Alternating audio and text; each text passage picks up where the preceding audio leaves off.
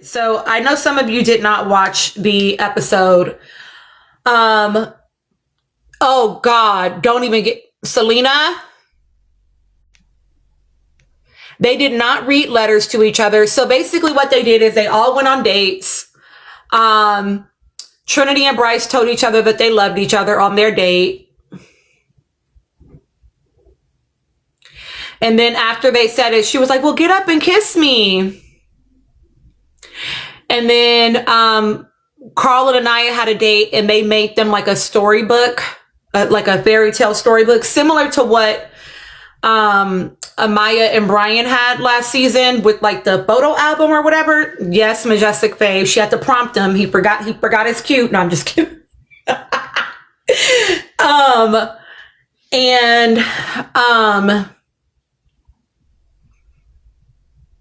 He was like, I think, they're telling us to keep going because it had like empty pages. And then they talked about, like how much they have in common when they were back to Bryce and Trinity. They talked about like how much they had in common, like, their moms being, single parents and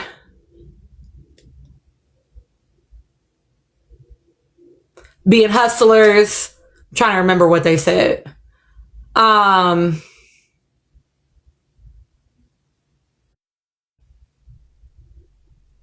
Yeah, I can't remember. Those are the only two things I remember them saying.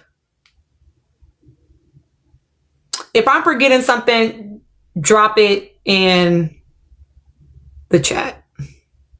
Okay, that was it. Okay.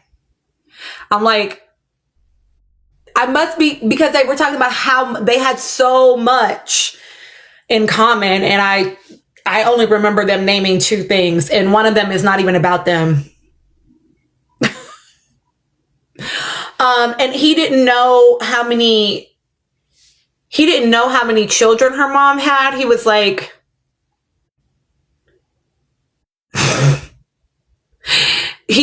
my mom being a single mom to two kids, and like, your mom, like, kind of the same, like, so you don't know how many siblings Trinity has, and it's been 6 weeks and y'all are in love. Do not piss me off, bro. Like, come on, we gotta do more research if we're gonna, anyway. Hi, Beeps. Zeta went to theirs. They were actually in a very cute little area. Very pretty. They did like this little like adventure-y sort of date. They got in this like speedboat thing or whatever. Damn, y'all getting muted left and right, child. Not they went to a swamp. Shut up. They went to like, I thought it was a little cute area. I thought it was cute, y'all. And then they had they had a meal there. They had a like a sandwich meal, child. I don't fucking know.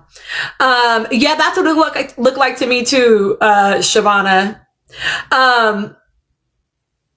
And they had a little meal that I didn't really see them eat, to be perfectly honest, but whatever. Why would they show us them eating a meal, right? And then they talked about like future life, and he was like, basically how he wanted to come to the States. I just want to be wherever you are, blah, blah, blah. And she thought that was very cute. Good for her. The speedboat looked like it was a lot of fun. It looked like they had fun. Melanie and Sincere went on a date. Melanie and Sincere went to a secluded island. Y'all's comments are frying me.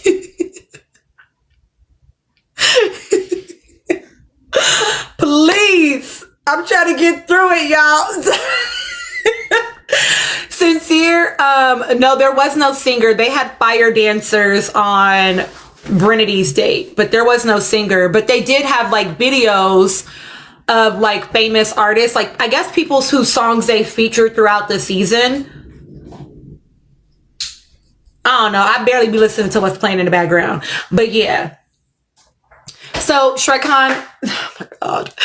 So Melanie and Sincere went to like a little secluded island, and they had like Sincere gave her a massage, and then they made pizzas.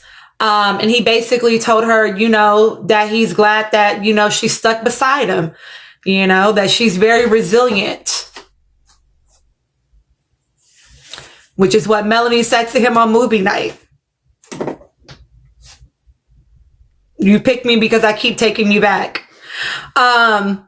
Like, girl, please don't do this. You 6 weeks in and you having to overcome. Lord. But yes, I agreed. I loved hearing about her family in DR. I thought that was so cutesy. Like, what a fun experience that her family has together. He said, "You are now promoted to my elite employee, girl."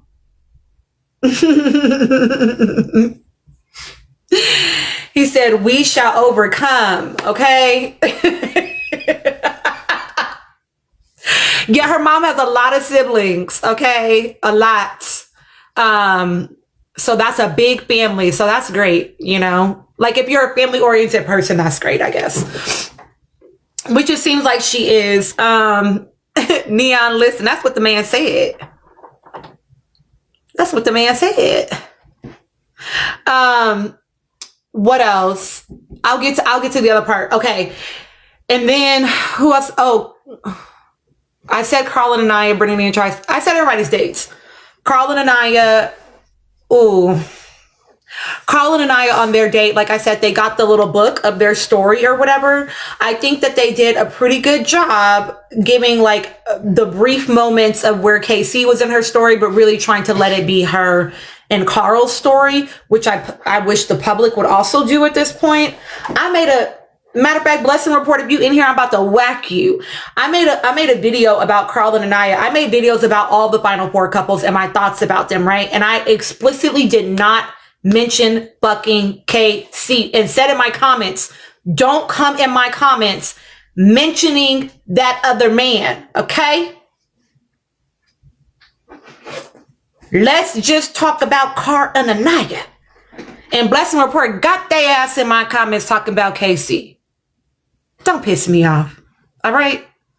But Blessing Report be low-key trolling me, child. Thank you. But yeah, so they I think he had to be in the story because he is part of her story. What I thought was interesting, not interesting, it was gratifying, right? Was listening to Anaya talk about how night one was hard for her because she was rejected. Like I've been telling you all, that she also was carrying a rejection wound. Oh, you know what, Bunny Smiles? I had a genuinely counter and I got up to 21 by the end of the episode. I think I might have missed some, but I counted them saying genuinely 21 times in that goddamn episode tonight. Genuinely, find another fucking word. I'm tired of it. The corgi did twerk. Bop, bop, bop, bop, bop. And so, so they did say, so she talked about having a wound, like it being hard because she was rejected, right? And then she talked about, she started to tear up at the recoupling portion of the story. No, Rain, I should have, but she started to, tear up at the recoupling portion of the story. She talked about how that was a really hard night for her. And then it got to like her and Carl's portion of the story. Trying to think like what I'm missing. I'm sorry, guys. Oh, you know what I'm missing? She was telling him like how much she, enjoys being with him because he makes her feel beautiful and he makes her feel seen and he makes her feel reassured. All things that I've heard Anaya say before.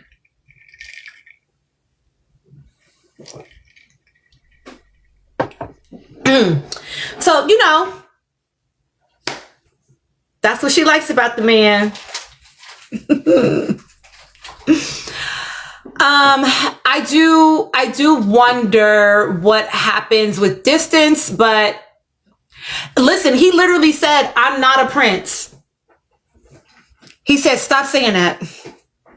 He said, I'm a street rat. I'm Aladdin. He said, I be running through the streets. Don't play with me. No, I'm just kidding.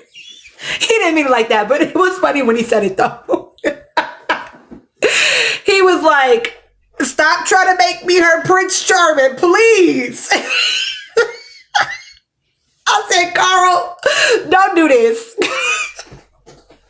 Because in his first confessional of the episode, that man was talking about I don't remember what it was called, but basically the Japanese, was it Japanese or Korean? I feel like it was Japanese concept of like, we miss things because they were so good when we had them, but it's the idea of impermanence is what he was talking about. I was like, why are we talking about impermanence, Carl?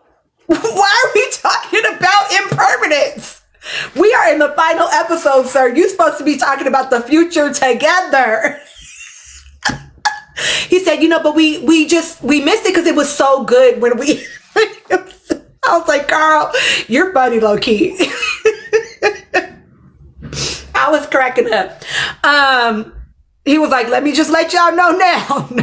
I'm just kidding.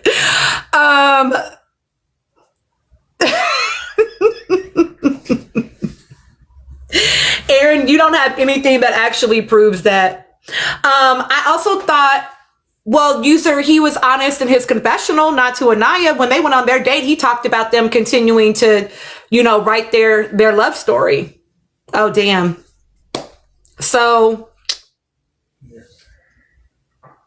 anywho, he said, find somebody else to do it. I don't want to do it. Let's see. What else?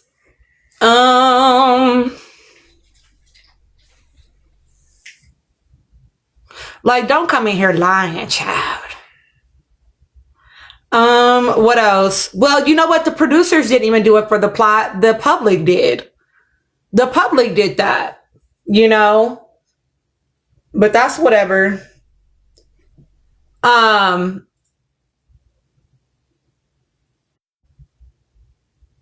Oh, Zach told Kata that I love you was on the tip of his tongue, which interesting. That's the same exact language his sister used at Family Day, but that's how he feels. I also think it's interesting that I love you is on the tip of your tongue, but she can't be your girlfriend yet. What's the holdup? If I love you is on the tip of your tongue, what's the holdup from being boyfriend and girlfriend? Because I respect wanting to get to the outside world and see what it's like. But then why is I love you on the tip of your tongue? It's something here does not match the other. Like it's a miss for me. You know what I'm saying? But Parmita and Parmita and Corbin were always hot robots. You know what I'm saying? They was, I'm hot, you're hot, let's be hot together. So he also could have just kept that shit to himself. You feel me? Just don't say it. And then he pretended like he was getting on one knee. Like, boy, just stop. Just stop.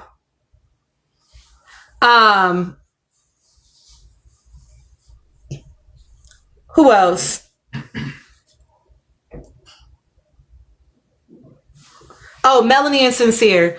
Yeah, nothing of note. I will say that so here's how they did the end, y'all. Very much so, Tanisha. Like, cut it out. Cut it out. Literally, Bryce was on that man tonight. They was hugging down and he's like, oh yeah, we're the real winners. Like, yep, you found two loves when you got here. Oh, also, something of note is that when Zach and Kata were on their date, Zach literally said, nice to be on a date with you without Bryce trying to hit on you. So maybe he's referencing Paradise Cove. But that was interesting that he said that.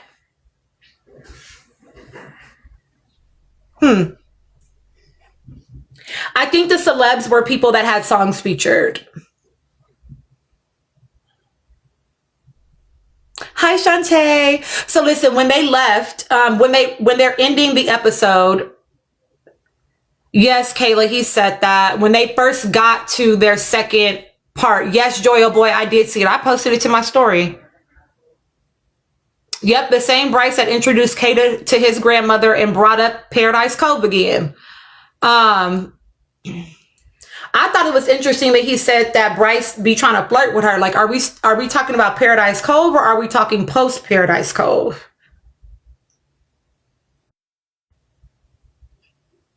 I would like to know. Actually, I don't give a fuck.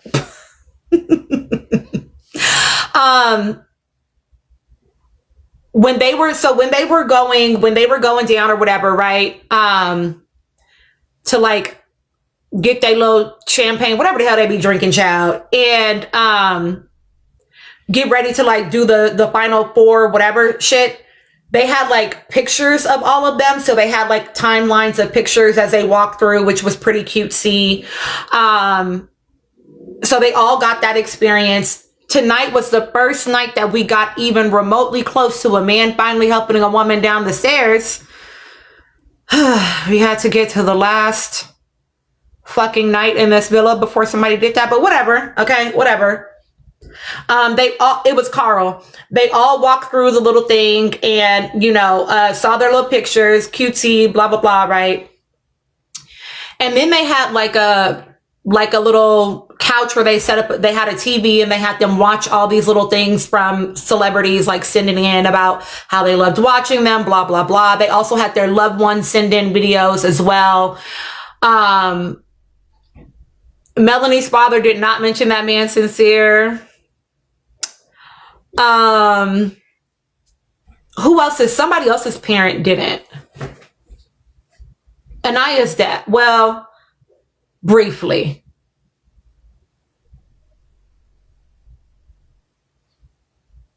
Kata's dad. Right. Okay.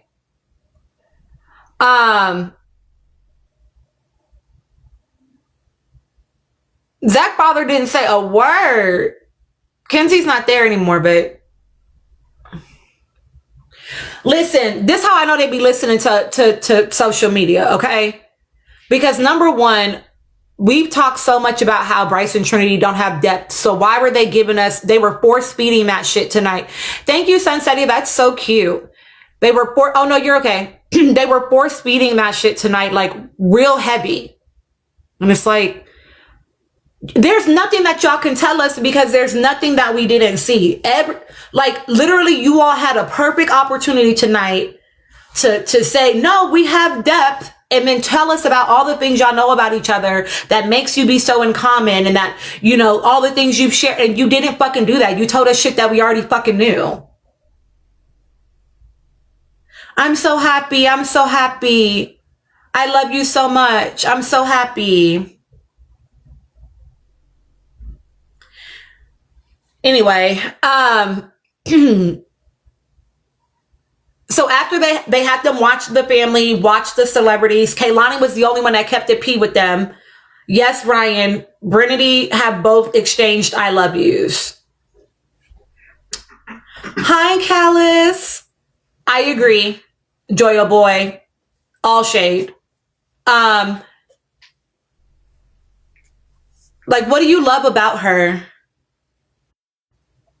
What do you love about her? I would like to know.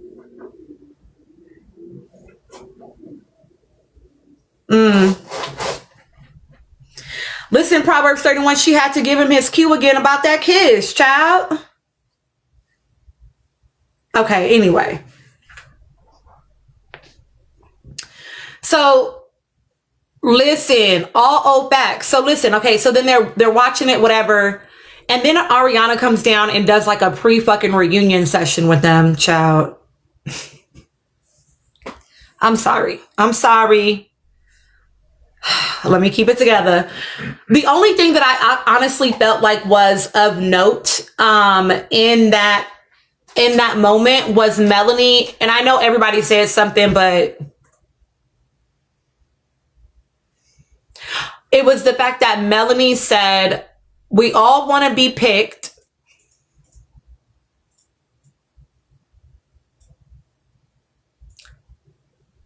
But that she had to learn how to like prioritize her, that she had learned to like put herself first. And I was like, Melanie, you know you're still here, right, baby?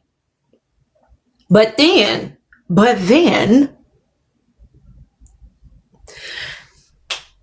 they asked Sincere, well, what did you learn? And she said,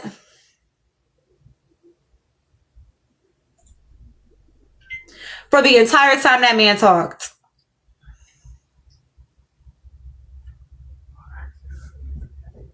completely dissociated from that moment. And I said to my group chat, I said, I think she wanted to leave. And I think that they're not willing to risk another fucking Honda Civic and Chris situation, because Chris told us last season he wanted to leave and they was like, nah, you under a contract, you gotta fucking stay. You know what I'm saying? And then that's why they ended up breaking up that last night, right? Because like it's like we hanging on by the thread of a thread. You know what I'm saying? So I do think that, you know, there was part of me that felt like she's saying certain things, but then her body language is saying something different, and she's clearly having this dissonant stage in her mind. One side of her wants to believe that it's something with this man. I always have a good time. I always feel good when I'm with him. But this other part of her, she cannot stop remembering the data. She can't stop remembering her experience with him.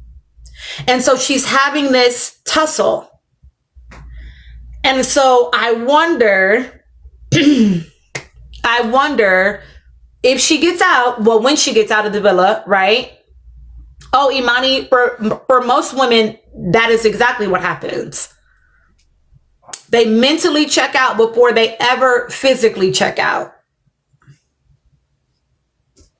So I hope that, you know, when she gets home, if she gets around a good group of people, that she's going to be able to separate herself and be okay. It could be that when her dad spoke, he didn't say anything about Sincere, because I will say that she said, and we told y'all this, she said, I'm so glad America saw, you know, beyond our hard times and may see something. No, baby, you just have fans. The people do not think that you're a good couple. The people do not think that you're a good couple. You just have fans. But when you all vote for your favorite islander, instead of the strongest couple, you allow people to stay in a state of delusion. Because she knows that coupling is not good. I'll say it like that. She knows that it's not good.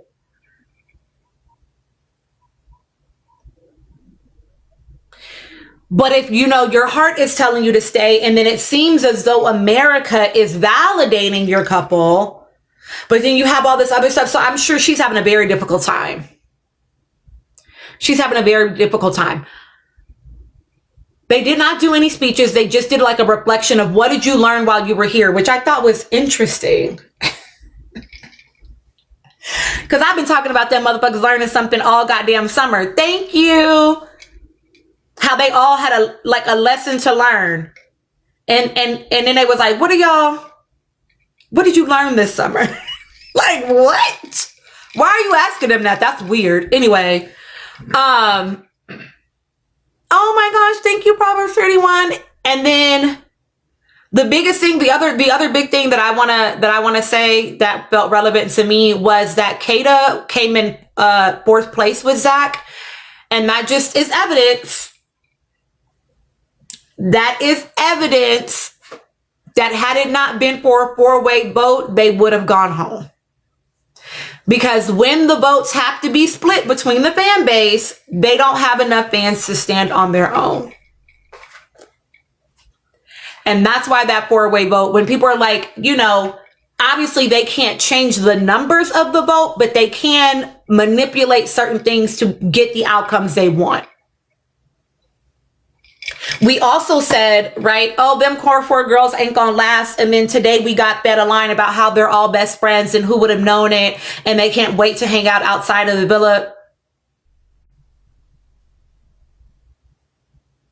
Okay, child. I just felt like they were talking about so many things that the public has talked about. And it was like they were trying to like clean stuff up. But maybe I'm just being too suspicious. Oh yeah, Trinity saying all black women in the finals. Okay. Was anybody shocked by Kata's friend group? If you watched it,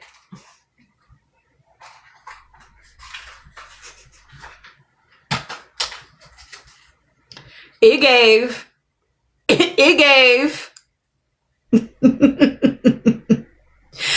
That's why she couldn't understand why Trinity kept telling her it was a goddamn situationship. Because she was not socialized as a black girl.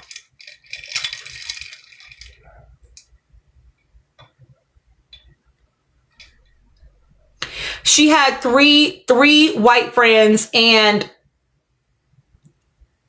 a light-skinned enough black person where they might be biracial. It is very, very, very white. Very, very, very white, I am sure. And there's a book called Why Are All the Black Kids Sitting at the Lunch Table Together for a Reason. So interesting that that's not who her crew is.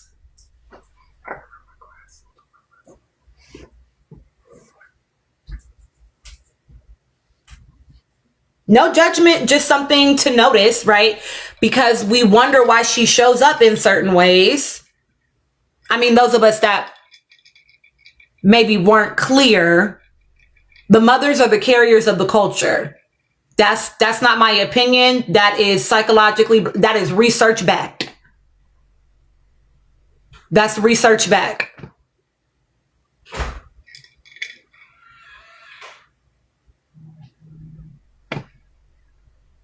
And so that's why she could not conceptualize what it means to be in a situationship. Because what is her exposure to the culture that originated that terminology, and based on our lived experiences?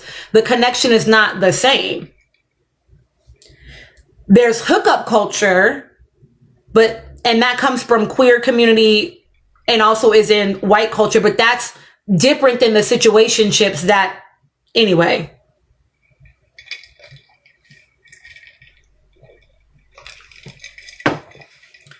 To be clear, I'm not saying the girl is not black. Jamila, you ain't wrong. I'm not saying the girl ain't black. Of course, she slapped that fire out that girl for saying the N-word because, bitch, I still know some shit you shouldn't be fucking doing. What I'm saying is she wasn't cultured as a black girl. Melanie claimed that she was black today, even though in her intro she said she was Dominicana. She didn't say I'm Afro-Latina Dominicana. She said I'm Dominicana, and that's it. That's all she's ever identified as. But tonight, Trinity fed us the line about, the 4 black women being in the finals and how it's so important because little girls need to see, like, I can do that. I also, like, I can. Anyway, child, they representation. Representation of young bucks being with 2 old men and girls being with men that break their spirits. Child, keep it. Keep it. I don't want that goddamn representation.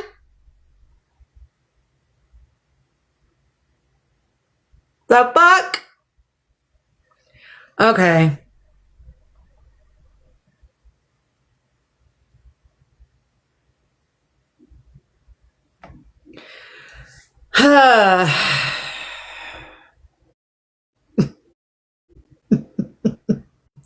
Yes. Okay. So I'm sorry. I didn't say that part. So Brinity was first place.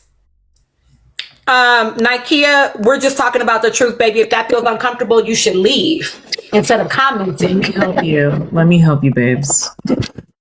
Let me help you. You're welcome. Brinity was first place. Carnaya, which is a terrible. Carnaya was second place, and then Melanie and Sincere were third, and then Kata and Zach were fourth. What's interesting is that the only celebrity that even kept it remotely real was Kehlani, when she was like, you know, some of you were willing to be vulnerable this season. And guys, some of you, it seems, have grown. She was giving all them qualifying words, child. She was not playing with them. Like, nope, I'm not about to act like y'all just did a great job, child. I'm not doing it. They had celebrities give messages. Yes. Wow, they said it was by the artist. You know, it was by the artist. But hold on, before y'all go, wait. Before y'all go, y'all know I got to give a couple disclaimers. Number one is 364 of y'all in here, so I need y'all to tap. You better stretch your fingers for the next 2 minutes, because at 30 past the hour, with 360 of y'all in here, we need to be at 75K in 10 minutes. So at 40 past the hour, you need to be at 75K. So I need y'all to get to tapping. Make sure that you collect your heart me's, and collect your daily heart me's. Make sure that you repost. Make sure that you add to your story, share to your friends. So let's get all that out of the way. That's number one. Number two, it is a teenocracy. I need y'all to know that. I have welcomed you to this space before. It is a teenocracy, not a democracy. If you check your brains and there are no ridges, then you will get gone. Keep it cute or keep it mute. Okay, we don't play around here. You need to have all of the required prerequisites to sit in for this class. We don't do audits. All right, so you will get booted if you don't use your critical thinking skills. We are not going to do that. Okay. Binder, let me help you out, babes. Because I already told you, it seems that you didn't check with your advisor and you don't have the required requisites to be here. So I'm going to go ahead and boot you from the class. Gigi, I hate when you mute them so fast. I don't even get to read what the BS I don't even get to see it either, but that's okay. No, That's it's They okay. got to get up out of here. Well, to that, y'all. Angie, hold on, Nikki, to that, Angie, to that, I'm going to say you're welcome. That being said, I need y'all to get to tapping. I'm going to need y'all to get to tapping. So I don't need any class distractions. That's why we're quick with it. We don't need class distractions. No class classes here. Y'all need to just pay attention to what's going on. So get to tapping. If we see it, we will absolutely be booting you. We don't have to do all of this, and we have much discussion to get to. Panels are very interesting, so we like to hear everybody. Get going. Also, y'all need to send me my damn crystal ball, because I told y'all I was psychic. I told y'all that the money would be combined and it would be for them together. And what happened? Bada boom. I was just about to ask about the money. Where's the money? listen, I told you already. They got shared. They got it together. It's shared. It's What do you not. mean It's share? not. Like 100K each? They They're said gonna no. do 50 each, girl. They said that you have won the $100,000 as a couple. That's what they said. Listen, That's they what I do. told What's happening this year? They're upsetting me. This is Yo, not. let me go. This is not a new concept that they've done. They've done this a couple of times in Love Island UK when they don't want to talk about it, and they be like, yeah, okay, yeah, you're gonna win the money, bye. I'm not surprised, because they've done it before in Love Island UK. I will say what cracked me up this episode that I barely watched, because I've just watched clips, was that I kept telling people that something about this season was not given cultural relevancy the way the last two seasons did. And there's a big Love reality star watcher that he's on TikTok, and he said the same thing. He was like, can we all agree that this is not giving the same relevancy? And I knew that then it was not giving the same relevancy when they got all them celebrities to come up here and start chatting to them. Because I have never, in all my time of watching Love Island, ever seen them skip out on the final vows to have celebrities chat to them and say, yay, I love you guys, blah, blah, blah. No, that happened last season naturally on its own, of celebrities talking about it on their own. I'm not going to hold You're hot. That probably had to do with the royalties that they had to pay for those songs. That It ain't got nothing to do with the royalties. They knew It's that. giving feelers. They knew that Trinity. They knew that Trinity and Bryce had. It doesn't because Peacock has enough money. They No, knew that hold Trinity on. and But Bri- we've listened. Wait, but if you listen to Ilea, we've listened to Ilea say that they pay out the wazoo for those She was royalties. shocked that they even had full songs on this season. Exactly. So it would make sense to me if they negotiated part of that with allowing them, because it was all the people whose songs were featured. So it would make sense to me if that was part of the deal. They So wanted. who was it? Can you tell us who? Kalani, Demi Lovato, Alex that got Warren. What Kehlani song was sung?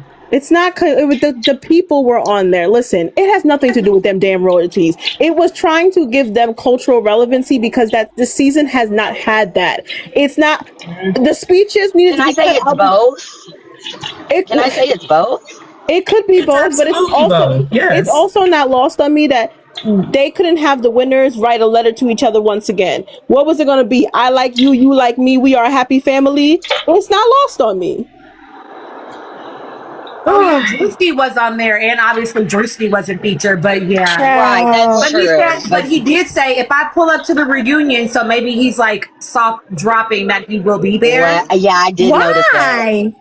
Child, We don't need I no know, but he skits said- during the middle of the Keep reunion. it fun, But you know- light-hearted, no They need no to keep real the viewers hard-hitting coming questions. back. No, thank you. They need know what? what They most gonna of lose us He's are very big saying. right now. They need viewers to come back, so they use Drewski as a They didn't little already dangling lost me. piece. So They that really means lost what? me if they bring him to the reunion. So That means I don't know how that's right. gonna help. Okay, what was interesting about Drewski's portion though is he said, "Ladies, just remember I'm still single. So if I pull up to the reunion, you know, I want to also be on the show or whatever the fuck." Like, boy, What? you already know they about to break up, child. Okay, let's go ahead. Y'all have 6 minutes to get to 75K. Y'all better hurry up. Y'all better hurry up. They're definitely pandering to the younger crowd, Nicolia. Let me give y'all all your time. I'm going to start with you. Tina, Yes. Tina, I'm about to go and fix me a cocktail, so I'm gonna have to skip a few. Okay, just check in, Okay. like after a couple. Okay, And can I go last? I'm gonna actually stay this time. Nana. I didn't watch. I need to hear what y'all have to say. Nana. Okay. Y'all know I just came up here to key, I was but about to say, I'm gonna man, stay up. come on. You better stay Stay up. Oh, you know what? Let me ask real quick. Hold on. Oh, never mind. Some of you I do know, and I'm going to bring you up. But Imani, Heart, Zombie, Darlene, Natalie, and Bimnet, are you actually requesting on purpose or no? Let me know in the comments, because sometimes you accidentally press it while you're tapping, and I don't want to bring you up if you did not mean to. Okay, so I'm going to go Gigi, and then I'll go Danny, Angie, Majestic, K, Doreen, and then I'll come back to you, Nikki, and then Bad. Hold on, Tina. Maybe I should drop because I didn't watch the episode. I didn't care for it. I just came to know how it was ranking. Maybe somebody that's requesting has more to say about it than I didn't watch the episode either, but I'm talking, so. Okay, let me bring up one of my other subscribers that I know did watch it, and then if you, it's okay, Imani, it happens, and then if you want to come back, you can. All right, I'll be in the comments. Okay, my love. Hey.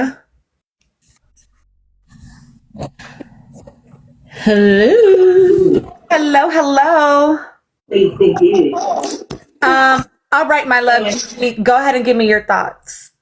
All right, my damn thoughts. Here we go. This episode was such a wild experience. All right, as far as the dates, I definitely took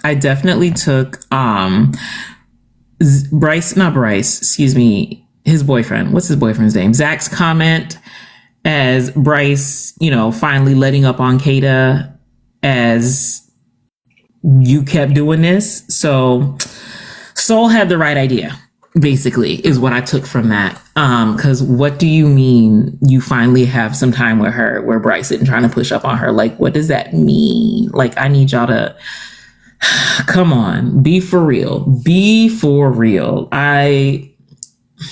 That girl had the right idea. Bryce, he's not really in love. I think the weird thing is the whole, oh, I love you. He doesn't give I love you. It really, really doesn't give I love you. I'm sorry. That they're not in love, y'all. You could sing the ending of the Barney theme song. And that's basically their conversation. I love you, you love me.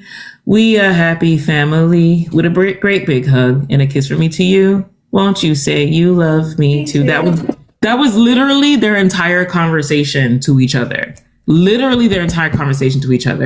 know nothing about each other. I also think that Sincere and Melanie, I said this in the group chat, I think Sincere and Melanie's date was symbolic. Also coupled with Ian's shady comments was symbolic of what their relationship is. It's an island in which they're isolated. Their toxicity is isolated.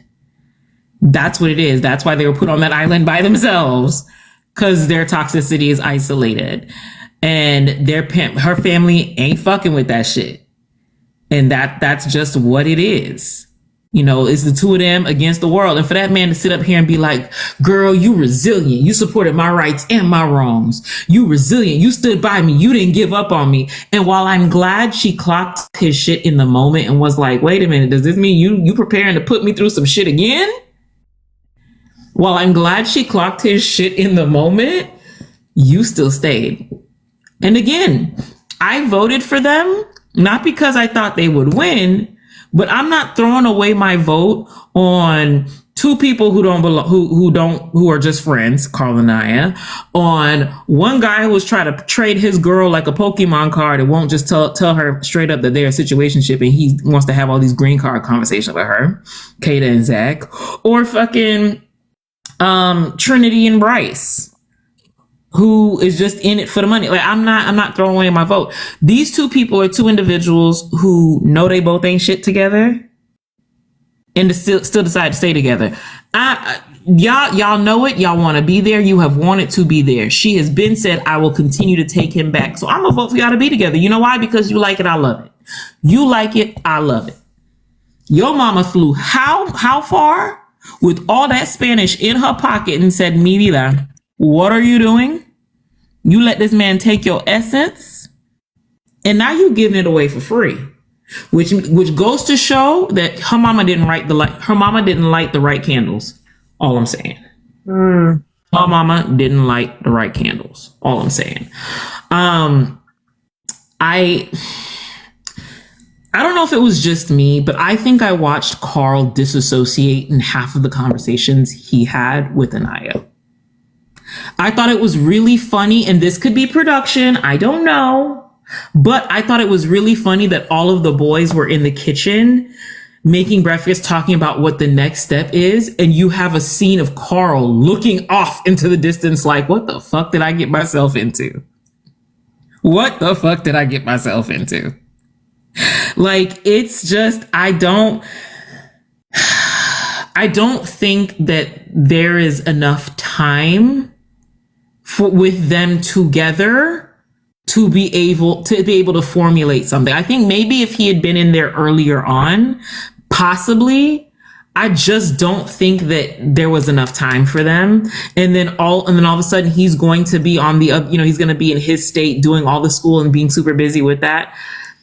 I don't think she solved all her insecurities. And then the street rat, she out here in the bed calling that man, oh, my king. That is so fucking weird. That is weird to me. My princess, my queen. Oh, my prince, my king. That's fucking weird. I don't give a fuck what y'all say. It's weird. The boy doesn't like her like that. And that's just what it is. I don't think he likes her like that. I give them to maybe the reunion, or at least until he starts back with PT school. Hey, whatever that is. Y'all like it. I love it. I don't know. She did call him her king when they got into bed. He said my princess. He said my queen, my princess, and then she said my prince, my king. Yeah. Fucking weird. I don't like it. that's I told y'all I'm psychic. Y'all won't believe me, but this they're not gonna make it. If they make it to the reunion, they're not gonna make it past his fall semester. I'm just saying that. If they make it to the reunion, they're not making it past his fall semester. Brinity, she gonna be living with him because that's the only way she gonna be able to access that $100,000. That's the only way she gonna access that money is if she stay with him. I told y'all they weren't splitting that money. They didn't even give him the chance. They said y'all won that shit as a couple.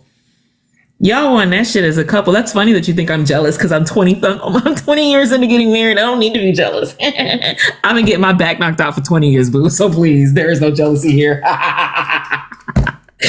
Anyways, yeah, she's gonna have to stay with him for the 100K.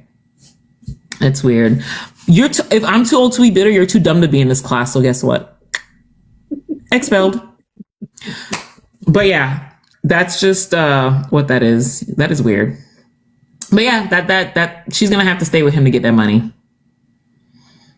And I thought it was really I forgot this, but like him talking about like her coming to be with him, like him saying that to her, and then her being like, oh, I mean, like, yeah, I want you. Oh no, yeah, I for sure like want to go see where you grew up too. But he was definitely trying to get her to come to him, and then yes, it's like, so how are y'all going to do it? She's going to spend a couple weeks with you and then go back for a little bit and then come back. Like, what conversations have they been having where this motherfucker thinks that Trinity about to go move in with that man?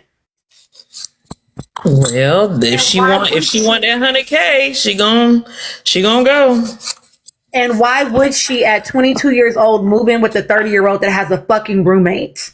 Because Tina, I told you the why in your money was silent. I said this. The why in your money was silent. That's why she's gonna go over there.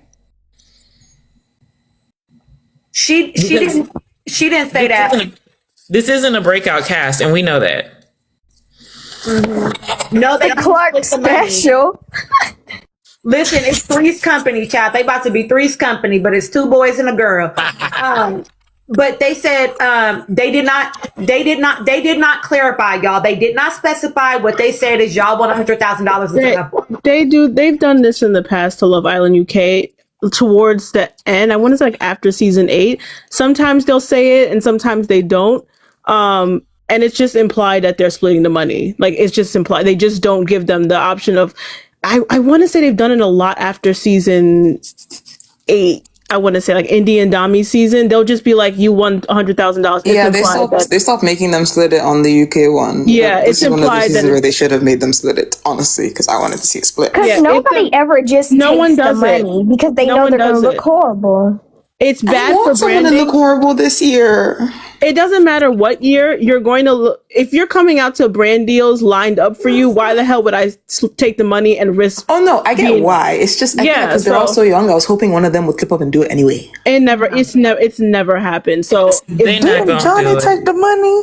It's implied that One it's split. season. They're not splitting that money because they not only did that girl get cracked on TV. Well, but also legally, it's being they're not splitting that money because that their boyfriend and girlfriend, and that girl got cracked on TV, and then they didn't drop the L bombs. To do that now would compromise the brand that they're about to come out with. Legally, it's I understand what you're saying. No, Danny, I fully understand what you're saying. But what I'm saying is, in terms of their branding and how it's going to look optically, they're not splitting that money. They're going to present it together because we're about to be inundated with content couple. Because that girl not only got cracked, that girl they're gonna run the long we've been together, our longevity story. They're gonna run all this couple content, and they're also gonna run with the whole I love you, we're the real fairy tale. They're gonna run with that. That's what that's gonna be. And if they don't, it's going to damage that. It's going to damage them. I guarantee you when they come out, they're gonna say, oh no, we won this money. We're gonna decide what to do with it together. They're not gonna talk about any splits. If anybody approaches that conversation, I guarantee there's gonna be a hard pivot away from that. I'm ready to go. I don't need to go last. Okay, period, Pooh. Go ahead, boo. I'm gonna talk about the whole season in general because I did not watch this episode because I gave up. I'm done with it. This was the worst season of Love Island and possibly the worst season of reality TV I've ever watched in my life. It was horrible. A bunch of birds, a bunch of no good, low effort men, just trash all the way around. Now, we all know there are a few people that I'm like, okay, I can give you a little pass for certain things. But overall, casting, fire everyone. Just clear it out. Get all new casting producers because I don't know what they had going on this season. I don't know if it was overcorrection. I don't know what they were doing. Whatever it was made for horrible TV. And I get that one producer passed. I get.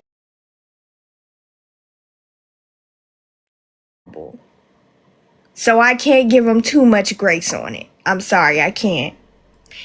I'm going to say this about Bryce and Trinity. If I never see them again, it would be too soon. I need them to just go away in general. That old man needs to figure out where he's going to go work so he can get himself a pension and not worry about becoming an influencer with his 22-year-old girlfriend. I need him to find some insurance, find somewhere to live without a roommate. It's unacceptable. The world was made for you to succeed and you're fixing garbage trucks. Get it together. Zach, what a disgusting person. For him to get on that show and treat that girl, I was about to say something I shouldn't say. Treat that girl like trash the whole season. And for her to just be all up under him, giggling, laughing, you're so cute every 5 seconds. And then for her to be the main one saying genuinely all the time, do you not realize your man is not genuine? Maybe that's why she uses it so much, because she doesn't actually know what it means. Maybe that's why. Anaya and Carl. I don't know why I guess she's expecting this fairy tale ending. That man done told you he's not giving it to you. I don't know why you can't see it and we can see it. But this is not Brandy's Cinderella. This is not Brandy's Cinderella. I need you to realize that just the way you were mad at Casey for saying you didn't pick me, he feels exactly the same way. But he wrote it out with you to the end. Because he knew that's what would keep him on the show. You agreed on 3 things and you ran with it. And I fear it's not going to work out. It's not going to work out. Actually, I don't think any of these couples are going to make it to the reunion. And if they do make it to the reunion, they'll make it 1 month past. And that's my cap. That's as much as I'll give them. Melanie and Sincere, child. I need a bruja to come and help my girl out. Because clearly the owl was not enough of a sign that she needs to ditch that man immediately. Her mama then came, her sister then came, her dad sent a video. Everybody and their mama and her mama has told her that this man is trash. She saw it for herself and she's still sticking with him. She's still sticking with him. So all of y'all, if it's any of y'all in here that were hiring Etsy witches last season, I'm gonna need y'all to get on it again. Because you got work to do. You have a couple tasks to complete when it comes to them. Who else do I need to talk about? No one. I don't think I really have much else to say about anyone else. I don't know. After Sun, yeah, they tried with that revamp. Nah, get rid of them. And I watched Summer House and I liked Sierra, but I wasn't feeling Sierra and Teffy's hosting. I know they get certain questions they're prompted to ask by producers, but it wasn't giving for me. And everybody came out looking worse than they were when they were in the villa. So, Anyway, all in all, terrible season. And I know I said I was not going to watch last season, then I came back and watched, but I seriously don't know if I'm watching the season. I've never not finished a season. I did not watch the last 3 episodes of this season. I might not be back. I can't lie. You did good, girl.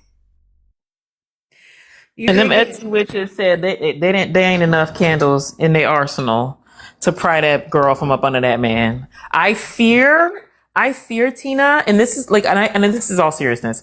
I fear she's actually bought into the idea of him. Like, it's not just she bought in at the beginning of the season. I fear that girl actually bought into the idea of them, and that's what actually makes me sad for her. That's why I keep saying. Melanie, sorry, Tina, go ahead. Sorry, yeah, Melanie. I think she's actually in love with that man. I think she is too. I don't understand, and I've been saying from the beginning of the season. Oh, y'all have a new tap goal, I think. Toya just said tap to 120K. I'm gonna give you 12 minutes, so 5 after. Oh no, we had already started, girl. They got 7 minutes. Y'all got 7 minutes. My bad, child.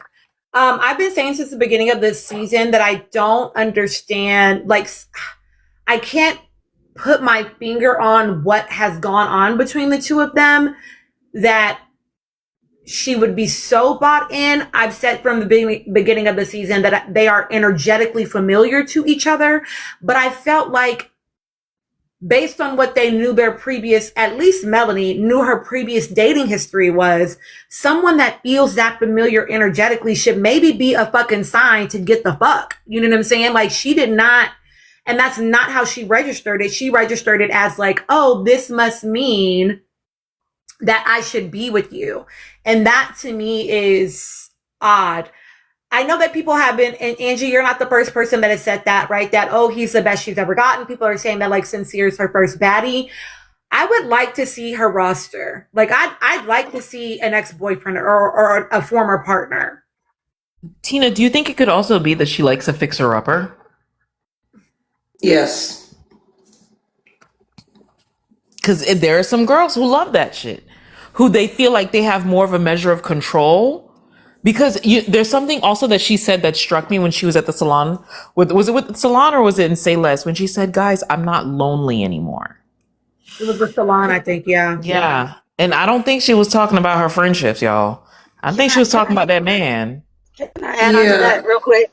Because my best friend and I had we really came to the conclusion together when we were done doing what Gigi would call a fixer-upper. What we realized is that we were going to stop falling in love with potential, because in our own ways, it's like, we're such good people. These men are broken. If, people like us, if they date us, we can make them, or they will see that they'll become a better person or a different person. So I think that's what Melanie might be into. Like, she kind of finds men that, are potential. And when they don't, because she's trying to, use that she's such a good person. And, I see you, I want to, be able to heal you too. We can heal each other. I mean, I've done that when I was younger. So I think it's something similar to that. I see y'all in the comments, and I don't disagree. Based on her speech to Anaya, I would think that she would want to move away from that. But I also do recognize that she said that the men that she's dated in the past would all belong in the damage bin, aka like they need to be fixed in some way, right? That said, I don't know what I see about Sincere that looks like a fixer-upper per se, right? I think that Sincere actually presents as someone that is very, like Amora said, right? Like he's very into the girl that he's into when they're in his face. You know what I'm saying? Like he's he laps it on in a way. I don't want to use certain language, but I feel like y'all can pick up what I'm putting down. He laps it on in a certain way where it's like those moments just feel like the world stops. It's just, oh, everything is so perfect. And so when the bad happens, it's like you keep hearkening back to the good times. And what I think might be happening for Melanie more than she sees a fixer upper is she sees a desire and has a desire to get back to when it felt good. And she wants to prove to herself and other people, Apple user, she wants to prove to herself and to other people that like it can work, right? She's a person that does like to persevere, that is resilient, right? Her sister talked about it with her going to Philly and people not thinking that she would make it, et cetera, right? That she should come home, blah, blah, blah. So I think it's about her trying to prove something and wanting to get back to something. I think that we've seen that with Melanie when it came to Soul. I think that, you know, had Amora come into the bill and actually been on that man, we probably would have seen something a little bit similar. I think different in some ways, but we would have also seen her trying to prove that like she could get the guy, right? She has centered Sincere as the prize since the first fucking night, because she literally was in a competition the very first night between her and Anaya when it came to Sincere, and she won. And she has centered that man as the prize ever since. I got my man back. Aha. Right. So like, I think she has over identified with being picked, which is why I think she said what she said tonight. Right. So she is over identified with being picked and thinking that the man is, he's the thing to aspire to and to want. That's why I thought it was interesting in her speech when they were standing up there. They asked about, you know, when they were all in their little 4 spots and they had lost, they got 3rd place. And she was like, well, you know, they're like, how do you feel? And she's like, I've already won.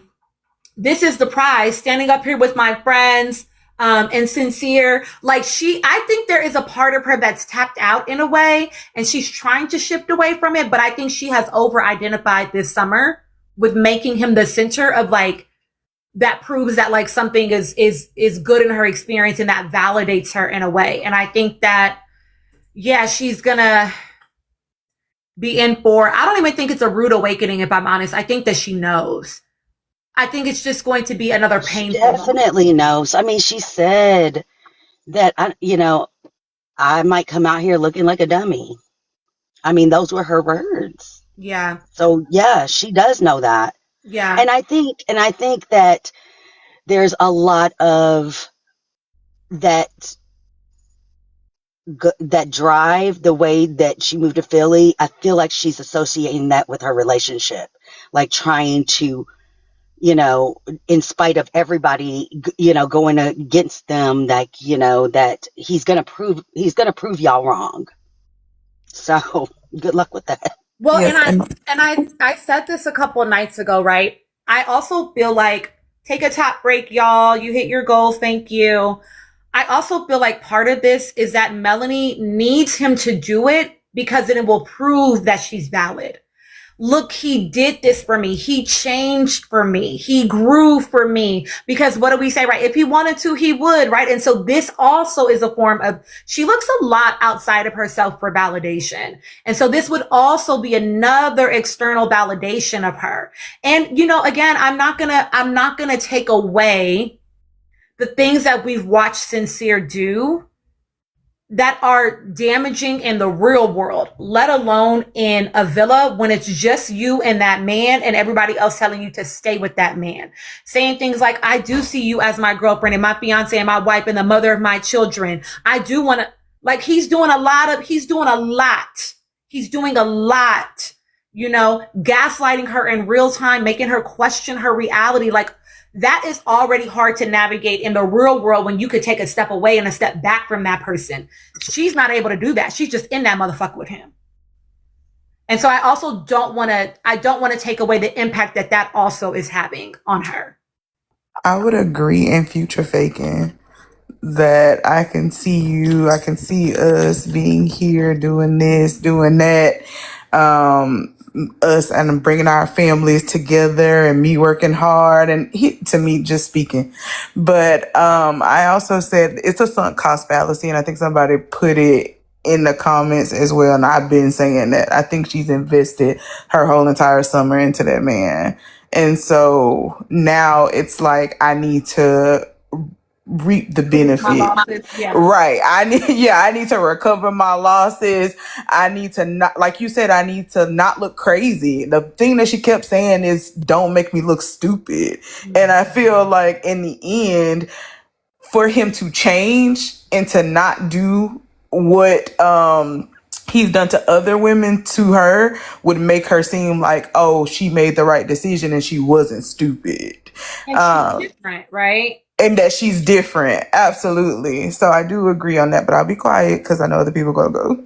Yeah, I do. Question though, Tina, for you, or yeah, for you, because we're all need to be a mute. What do you think when she's gonna come out and see those brands that are basically telling her to break up with that man?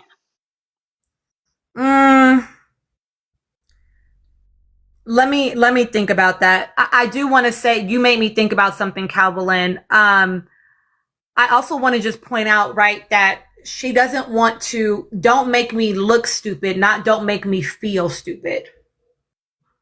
Don't make me look stupid. You need to learn how to cheat quietly. Because she already said she's a dummy for taking him back. You need to learn how to have a presentation to the public.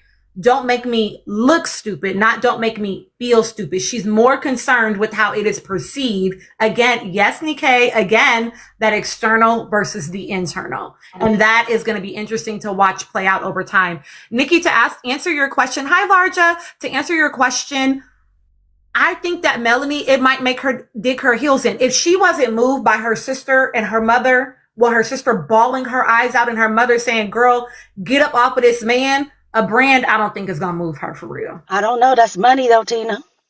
I think that there are going to be enough brands that will work with her without her having to get up off of him for that to really make her move personally. But we'll see, I guess.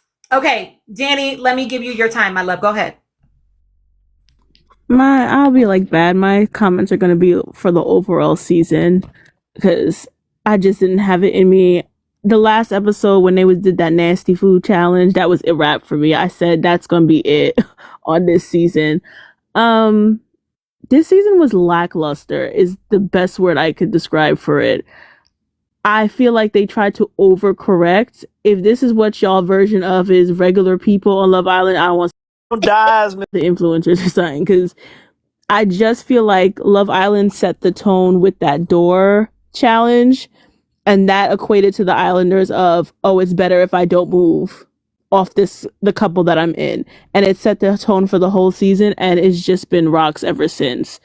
I'm not seeing any standout stars in this whole thing. I just feel like it reminds me of Love Island USA before season 6, that people will like it and then they'll move on, because I'm just not seeing it.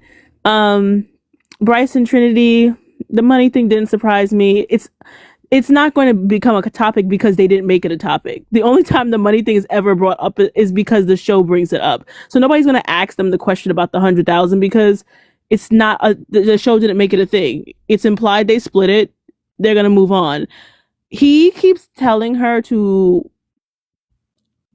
I don't know if I should. I'm taking it two ways, right? One, he's mentioned it to her before on the show of like, oh, you're going to be doing a lot of things. So to me, it's in his head. He knows that they're going to get brand deals, right? He knows like, oh, you don't have any business being in Virginia because you're going to be making brand deals. But also it feels like that thing he's doing where like you're 22, like your life over there is meaningless really. So you can just come to LA. Like he doesn't in his mind need to have a sit down conversation of what our lives look like with you in Virginia, me in California, how do we make this work? Cause in his head, it's like, you're 22. You can just get up and move. It's cool. My life is in California because I'm 30 and I've made connections. I'm not going to say like a career, but he has connections. So he's like, yeah, you cool. You could just come to LA. So that's the two ways I'm looking at it. Like he's saying, one, he knows and it's in his mind about the brand deals, but also your life doesn't matter to me in that way. Mm-hmm. I've always said that they sound like a Barney theme song. I've always said that I suspect that's part. There's another reason why they didn't want them to write the letters. They've have nothing. They have never said anything that has changed in any of the conversations that they have. I've heard more about them in other people's conversations. They don't talk about anything. And if Zach is also saying like, "Oh, Bryce isn't up here to, you know, flirt with you," I give them till October, November, when it starts to die down. The brand deals are set. Love Island died. It'll be died down. Carlin and I don't have much thoughts on them. I'm interested to see what will happen. I don't want to fully say he doesn't like her. I don't pay attention enough to notice, but I'm interested to see what they'll make shake. Do I see it lasting forever? No, but we'll see. Melanie and Sincere, like we've all said, I think she's used to trying to prove people wrong, like when she had to move to Philly and prove everyone wrong. So we'll see when she has to prove this one wrong. It's going to bite her in the ass, but we'll see. And Zach and Kata, that's a joke. That's a joke. He's playing a game. But this season was just ass. It was ass. And yeah, that's my main thoughts. I didn't like it at all. Fair. Okay, Kay, my love, give me your thoughts. Alrighty, I think I'm going to do the same thing as Ben and Danny and just do the general season, because I watched this episode the way most of the fans and I watched the episode in clips, because I couldn't do it. I couldn't bother myself. I just could not. I don't care that Bryce and Trinity won. They won't be fine. Trinity is about to be in for a rude awakening, and I almost feel bad for her. But whatever pact those girls made at the beginning of the season is coming to bite them in the ass, so they can enjoy that. I feel like whatever Etsy witch Sincere got to put something in his bundle, she did whatever work she was supposed to do, because Melanie is fully entrenched in those things, and she will be in those stretches for a little bit. Unfortunately, she's going through an arc in her life that she's just going to have to get through. Because if even talking to her family wasn't going to help, she's looking at it as she's no longer alone. What, because she's going to go back to Philly and he's going to be close by? Because everyone else is doing long distance? That doesn't mean anything. But she's not realizing that, because all she's thinking is, I need to prove everybody wrong. I need this to work. It's not going to work. She's literally going to try and band-aid a situation that's not going to work. But she's young, so, she's going to figure it out, I hope. I'm really praying that when Kata gets off that plane, her parents take her phone and block people, especially that boy. She does not need him in her life. For a myriad of reasons, the most obvious one being, if someone is going to neg you throughout your entire relationship, no. That's just no. And to the young people who watched it this season, if someone does that to you, leave them. That person doesn't like you. They're using you. You don't even know what they're using you for. That's the sad part. So just leave. Anaya and Carl, I don't know if it's going to work. I'm going to say no, because unfortunately for her, because of how much reassurance she needs as a person, he's probably going to pull the same thing Casey did mentally, which is eventually be like, why do I have to do this every day? You didn't even pick me the first time. And when that happens, and they can't have a conversation about it because she's going to be too much in her feelings again, he is older and he will just break up with her. If they even get to the point where they're in an actual boyfriend-girlfriend relationship. If they get that far. I don't think they will. Outside of that, overall, I feel like this season, I knew it was going to be horrible from when they put out that stupid statement before the season even aired. Love Island has never had to put out a statement telling people to be kind. And we can say it was because of last season, but no, they actually run a test before they do the actual season. They could tell where they were going. But hey, they wanted to be eligible for an Emmy this year, so, ratings. Who am I to mess with corporate greed? They mess with my show, but corporate greed. What can we do? Because at the end of the day, that girl going home first and them already having Kata and Gabe in holding meant that they didn't need to start the season with 5. They could have started with the 6 that they originally had, because Gabe was in that photo. They could have done a girl swap or just added in a girl as a bombshell and made the boys go in first. They had options. They chose to reduce it down to a 5 and started off that way with those stupid doors that no one liked in season 7 in the first place. Made them write letters that had no basis about a week and a half into the show. Barely brought any bombshells in. There was one date before the finale. But they opened the hideaway twice for people to get intimate. And then we get to the finale and people are going on the only dates they've been on the entire season. Of course they can't write letters to each other. What are they going to say? I like your hair, I like your eyes. That's all they've said for 6 weeks. I stayed with you to the end so we could make it to the end. Yay, we did it. Like, they can't say anything because they don't know anything. They literally do not speak to each other because all they're trying to do with their camera time is stay on the show. It's funny, people said they wanted regular people. You're coming on a TV show where you have the chance to win $100,000. It doesn't matter how regular or unregular you are, there's prize money involved. I'm gonna try and stay on the show. So if that means I have to smile even if I don't like you, I will. It's money. And I think that's the part that everyone needs to remember when they're watching these things. Like, yes, we're watching real people go in and do a thing, but there's a bunch of people who are puppeteers that are playing a part in it.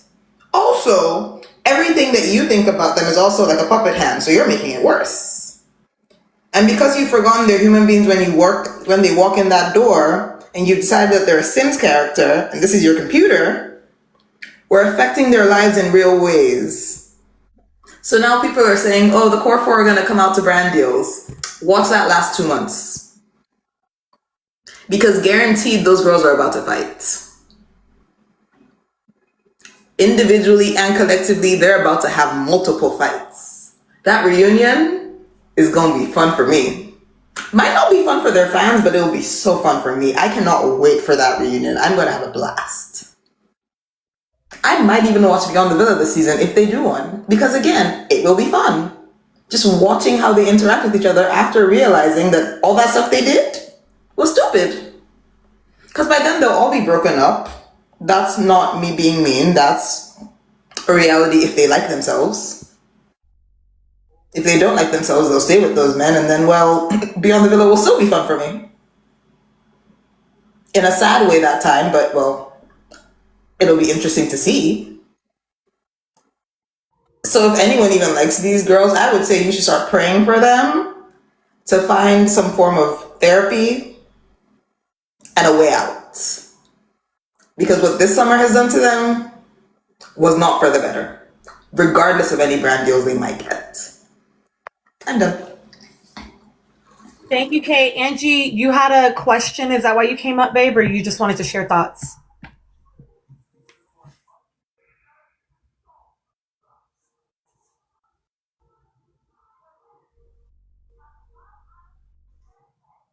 Does Angie, do you know you're up here? Oh, y'all have 175K goal, and I feel like y'all might only have 10 minutes left. Okay, you have 10 minutes left. Oh, was it my turn? I was asking, I know you said that you had a question. I was asking if you came up because you wanted to ask the question or if you just wanted to talk. Oh, I think I just want to talk now. I forgot the question. Okay, no worries. I'm going to skip Doreen because she's on Teacup, so probably on a call. So Calvin, I'm going to let you go next, my love. Go ahead.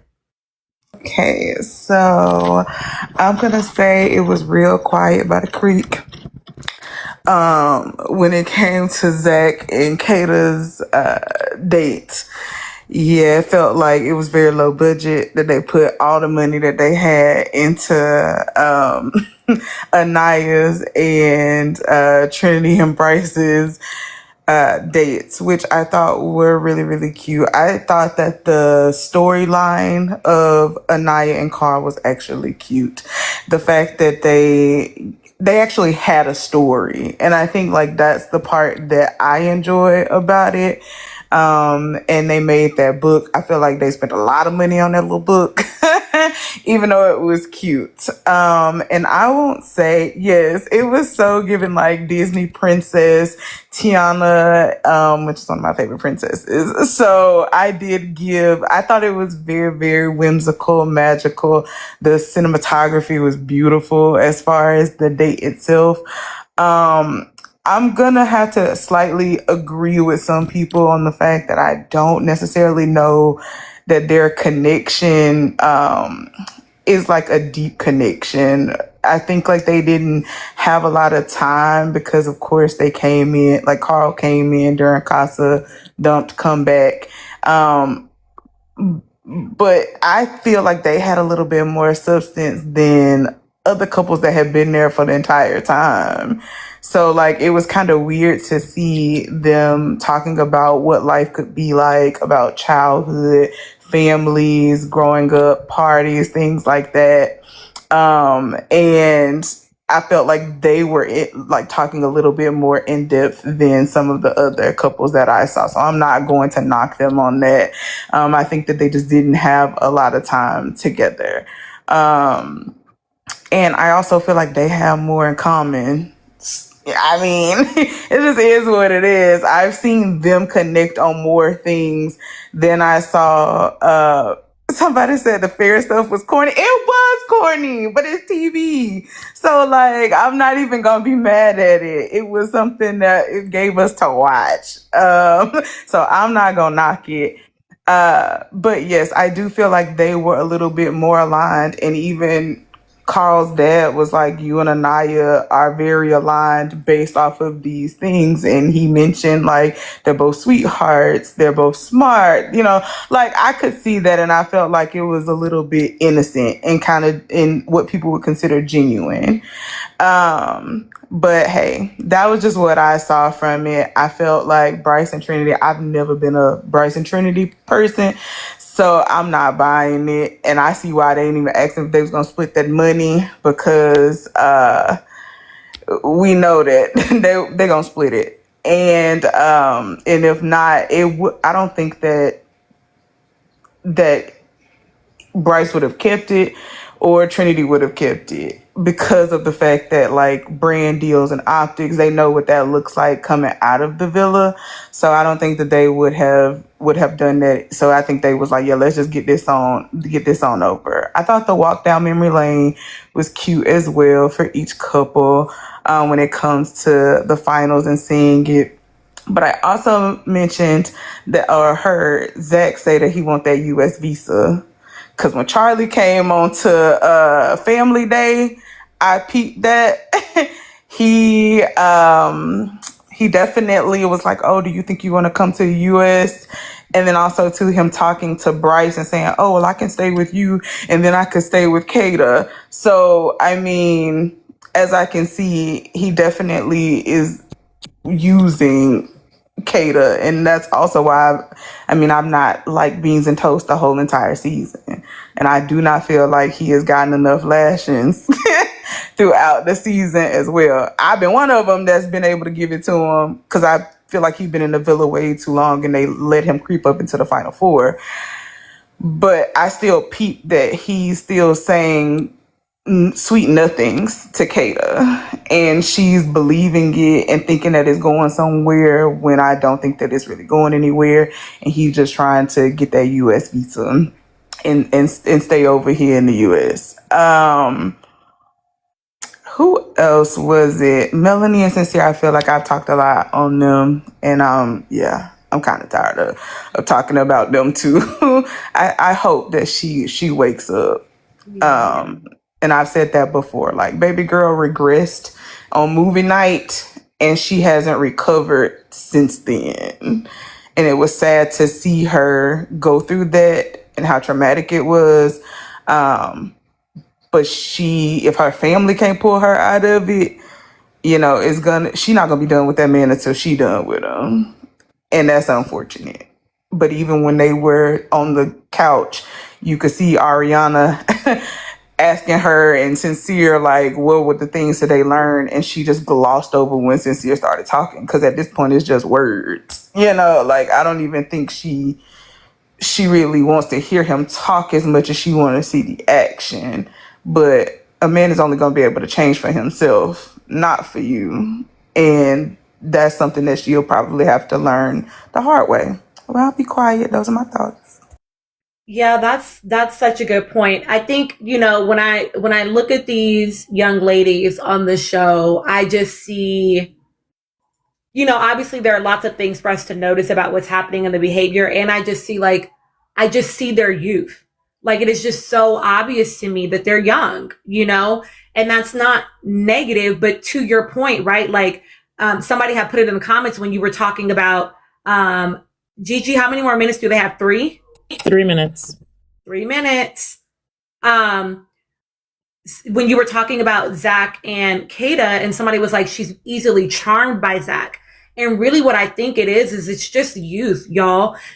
Imagine if you were, you know, a 25-year-old and your boyfriend was 26 and, you know, he had a really nice car and, you know, rims and beats and all that shit. He always was dressed fly, you know, but he lived at his mama's house and he worked a minimum wage job.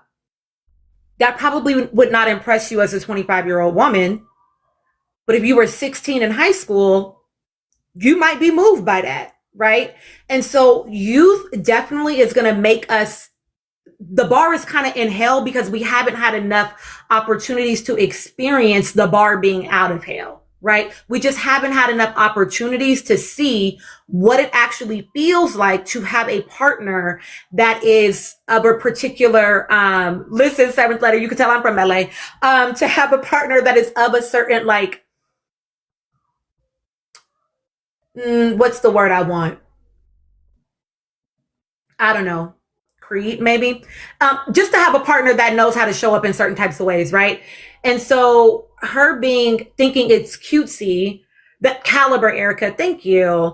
Her thinking it's cutesy that he's like, well, yeah, I just want to be wherever you are without then following up with, okay, so like, what is your plan? Like, what would you do? You know, how would you make that work? Like, and maybe they're cutting all of those conversations out and maybe they're having them.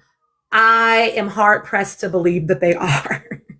Completely doubt that they having them conversations. Because when they was in the kitchen and they was talking about, that's what I peeped. When he was in the kitchen and he was like, well, what are you going to do? And he was like, oh, I could stay with you and then I could stay with Kata. So his plan is I'm going to come to the U.S. and I'm going to utilize the resources, which is you and it's Kata.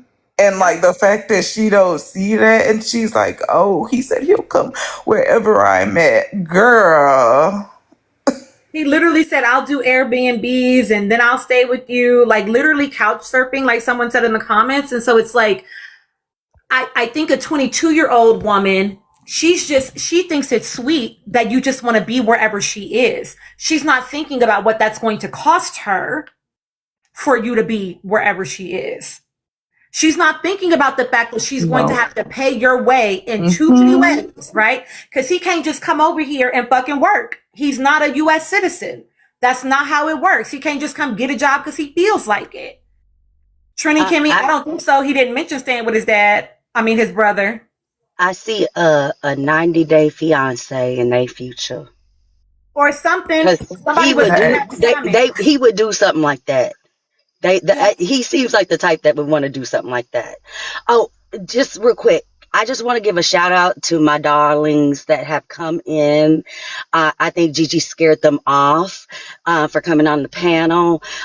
So just thank y'all for being here. I love y'all down. Love you dearly. We're kinder than Gigi pretends, y'all. But we will whack if we have to. But yeah, I do think that. So like, I think that part of just, this is where, again, that youth just shows up, right? Even I'm going back to Carl and Anaya's conversation. When they were having a conversation, I feel like they were in the speakeasy and they were talking about long distance relationships.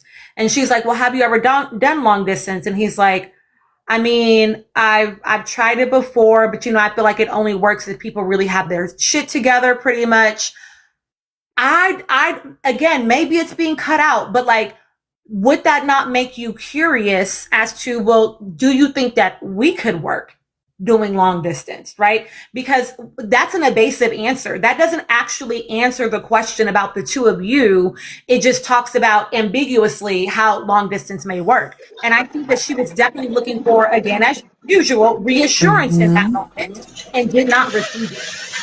Can I just add that he broke up with his old girlfriend because of, I mean, not he, they broke up because of long distance. But they were a good couple. Yeah.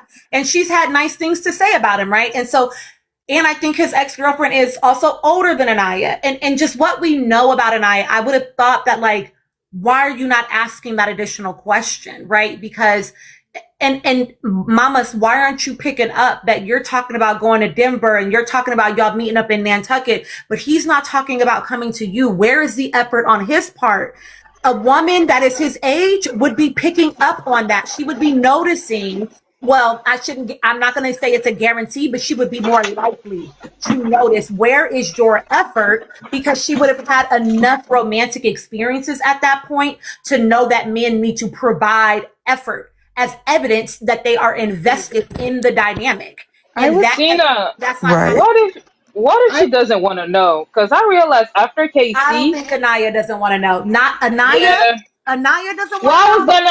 Let me tell you why I'm saying this is because after KC, I realized a lot of conversation that she has with Carl, she just cuts it short. Like, he gives an answer and then she's done. She doesn't do follow-up questions like she used to do with Casey. She used to press Casey until she got an answer, whether she likes it or not. But she would press him. But ever since then, I fear that she fears of losing him because he got there by chance. That was like a grace from America. So ever since then, she hasn't been as pricey as she was before.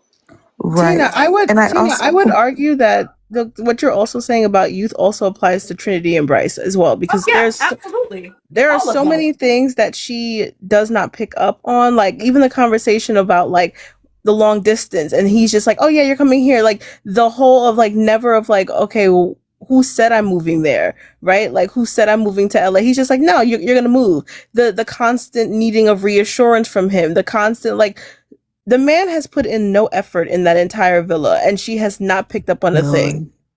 Right. And also with Trinity, I think, and Tina has said it multiple times, like, she's underemployed and so is he. So I think because she doesn't have stability, she feels like, oh, I can be free to go wherever. And so, like, if it was an older woman that had stability, she would be asking them questions about, like, okay, so where am I laying my head at? You know, like, what do you have a plan after this? And I think Trinity, due to the age and even going back to Anaya, I think because America put Carl back with her, she kept saying that, I'm so grateful. I'm so grateful. I'm so grateful.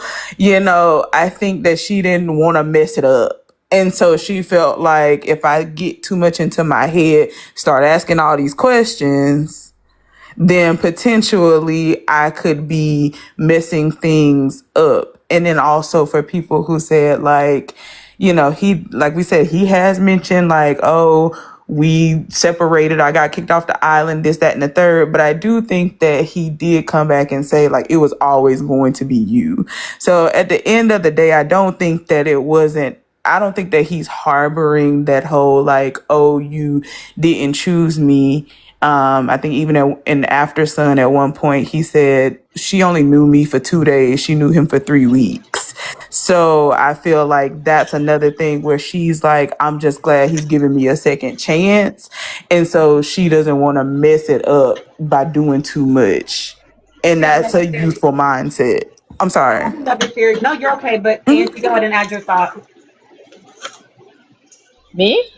Oh, you're off of mute. I thought you wanted to say something. Oh, my bad. If I was going to say something, which is I disagree with him not holding against her the fact that she didn't pick him.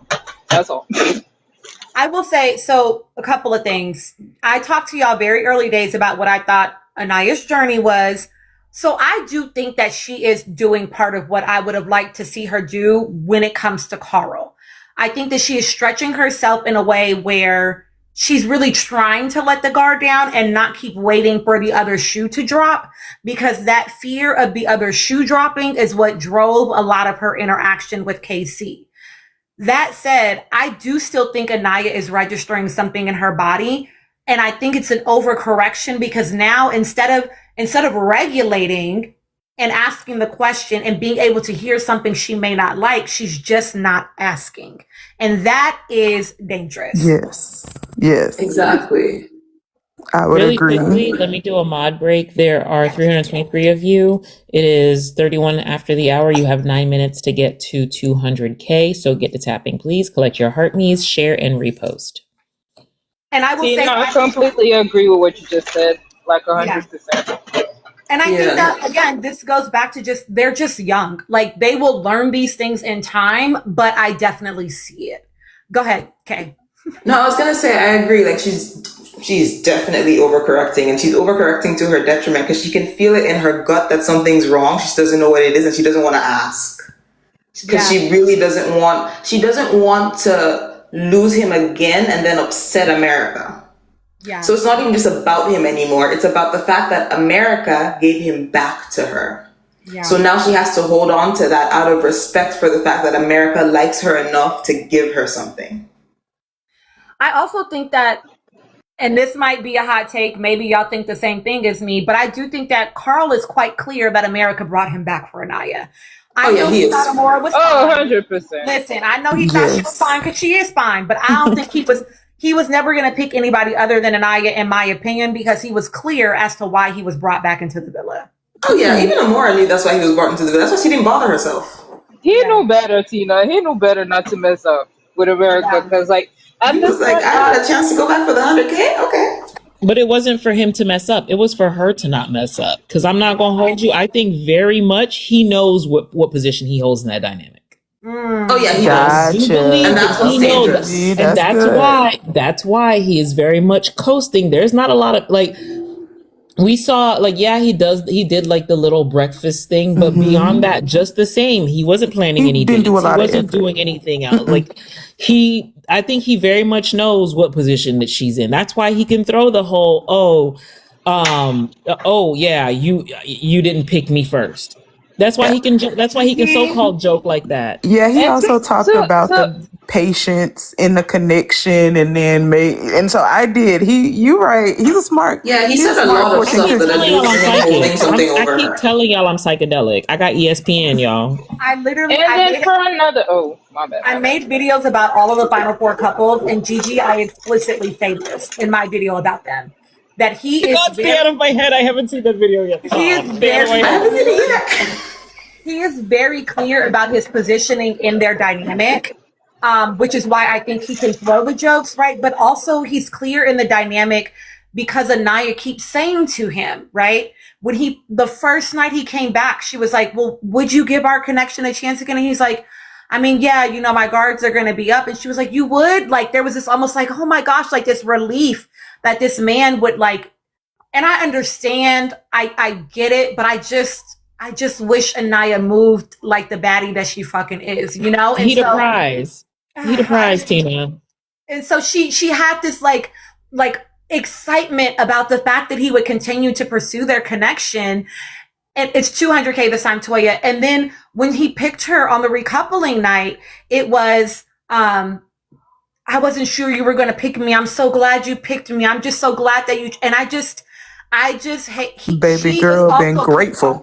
She's confirming for him constantly that he holds the power in the dynamic. And that's why, to me, when he says it, it feels different than when KC said it, because he brings it up unprompted and it's always a joke, but she clearly doesn't think it's funny. Like, she feels guilty for what she did. She felt bad for what she did. And it's like, it feels like a power play. So I don't love it, which is, I'm glad tonight he said, I'm over it, whatever. But I also just feel like production be telling them what to say because they be listening to us. You know what I'm saying?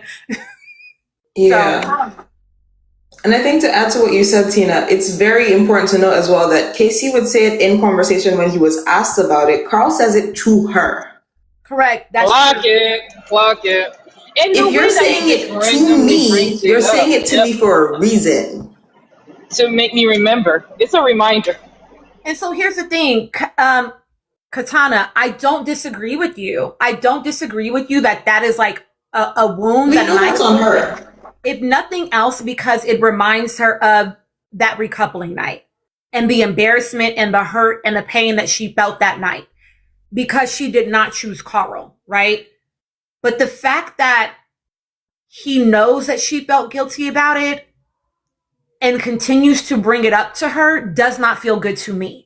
He brought it up when their parents were there. Like the when you shouldn't have brought it up at the recoupling because she told you in Soul Ties that she felt guilty about it. Like, just don't is how I feel, because Exactly. So why do we have to call it joking, and why can't you just call it what it is? He's being petty about it. That's literally what it is. Like, let's call it what it is, because if it was he was hurt by that too. Like, so let's call that what it is, because if it was the other person who kept saying it, they kept telling that other one to get over it. And here's the thing, and then I'm gonna drop it. Trey, I'm not fuck out my life, bro. Here's the thing. Carl might be hurt about it. Carl did not, he has not brought it up in the context of him being hurt. He's brought it up as a jab. And even though she got me jumped from the island, or even though revenge is sweet, I think this girl is sweeter. Like it's a jab. It's no different than what y'all listen to Zach do. I need y'all to clock it. Just because you like Anaya doesn't mean you can't also think that that's weird, you guys.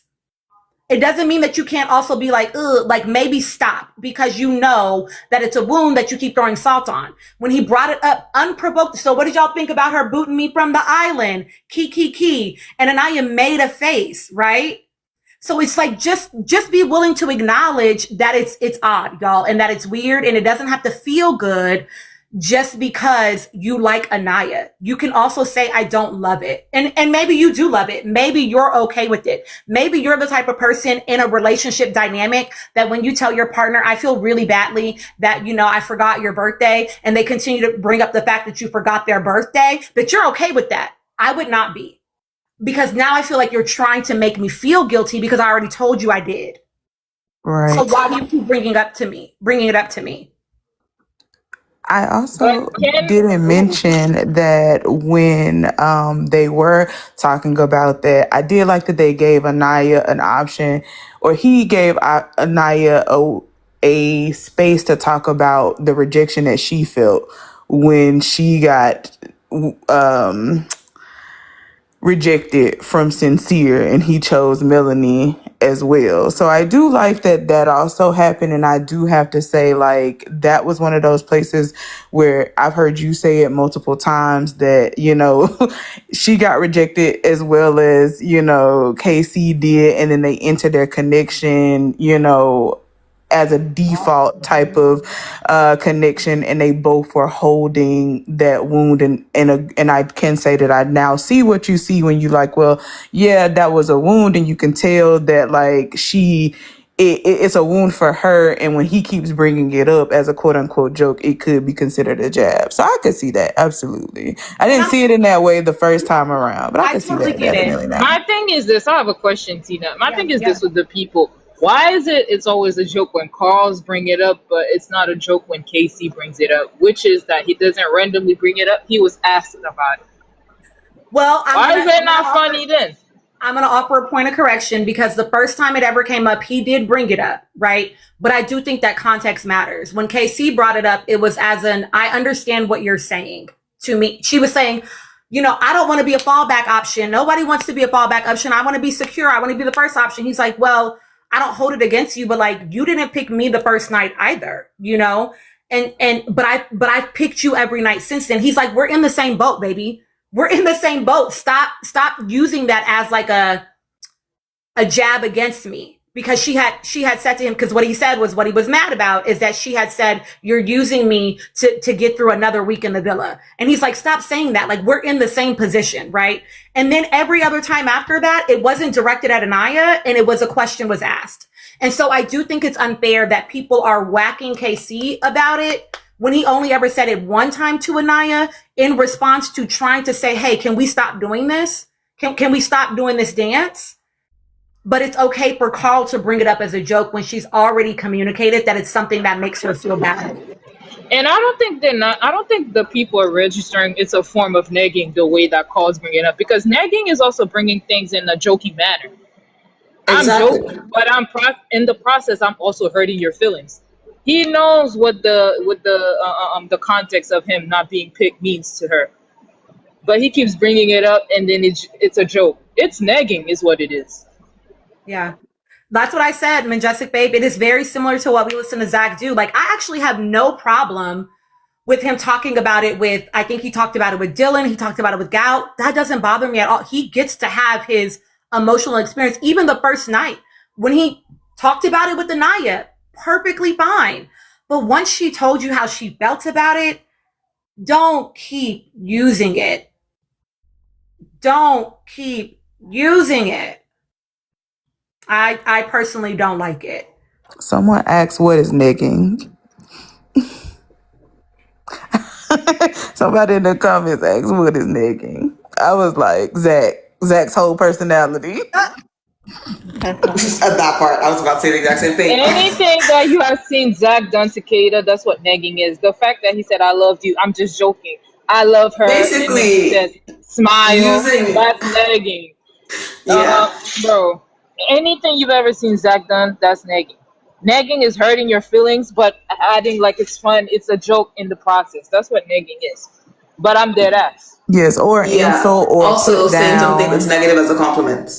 Yes. Yeah, so it's like it can be like a backhanded compliment. Like, oh my God, you look so nice today. You have on some makeup, and you're not a person that wears makeup, right? Or, you know, if you put on that outfit, like it would look better on you, right? Like, I'm complimenting you, but it's really kind of backhanded. You're pretty for a dark skinned girl. When Parmita said Caleb is the husband material and Corbin, you were like a clown.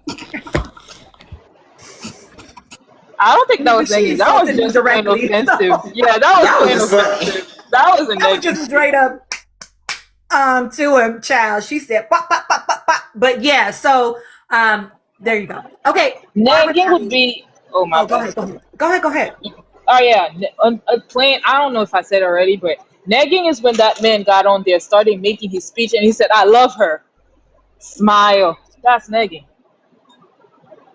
Why would you get her hopes up like that? You know this girl is down bad, and you say, "I love her" right in front of everybody, and then you add smile at the end.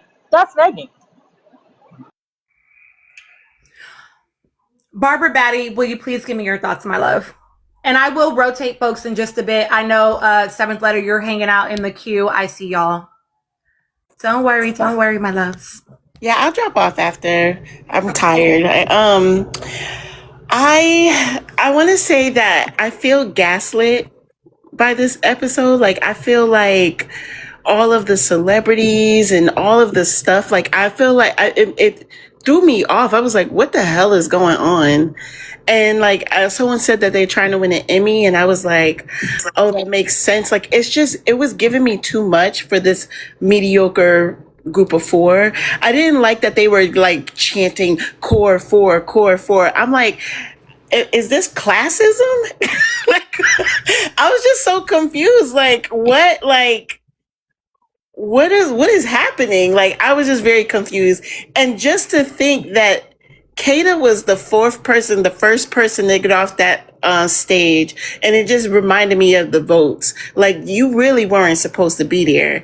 If they didn't throw Kinsey a bone and then have the Islanders pick which couple to stay, I'm sure Kata and Zach would have been out of there. So it's just strange to me. I just feel like tonight, I just felt very gaslit. Like, I'm tripping.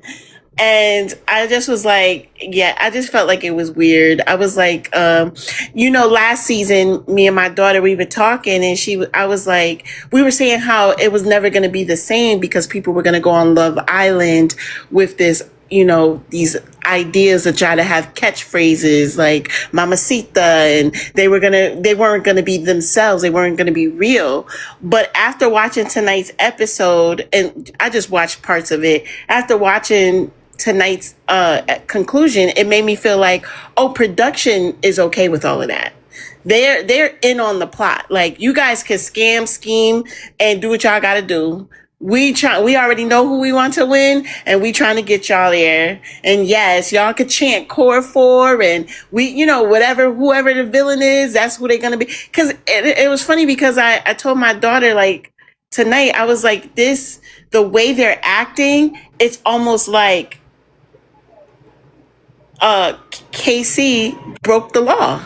Like, it's just like if they already had this planned out, then KC was the only one that went off schedule. Correct. That's what it's giving. That's what I've been telling you. That's what he said during After Sun, that he literally broke the contract. He wasn't happy to follow the unwritten rules.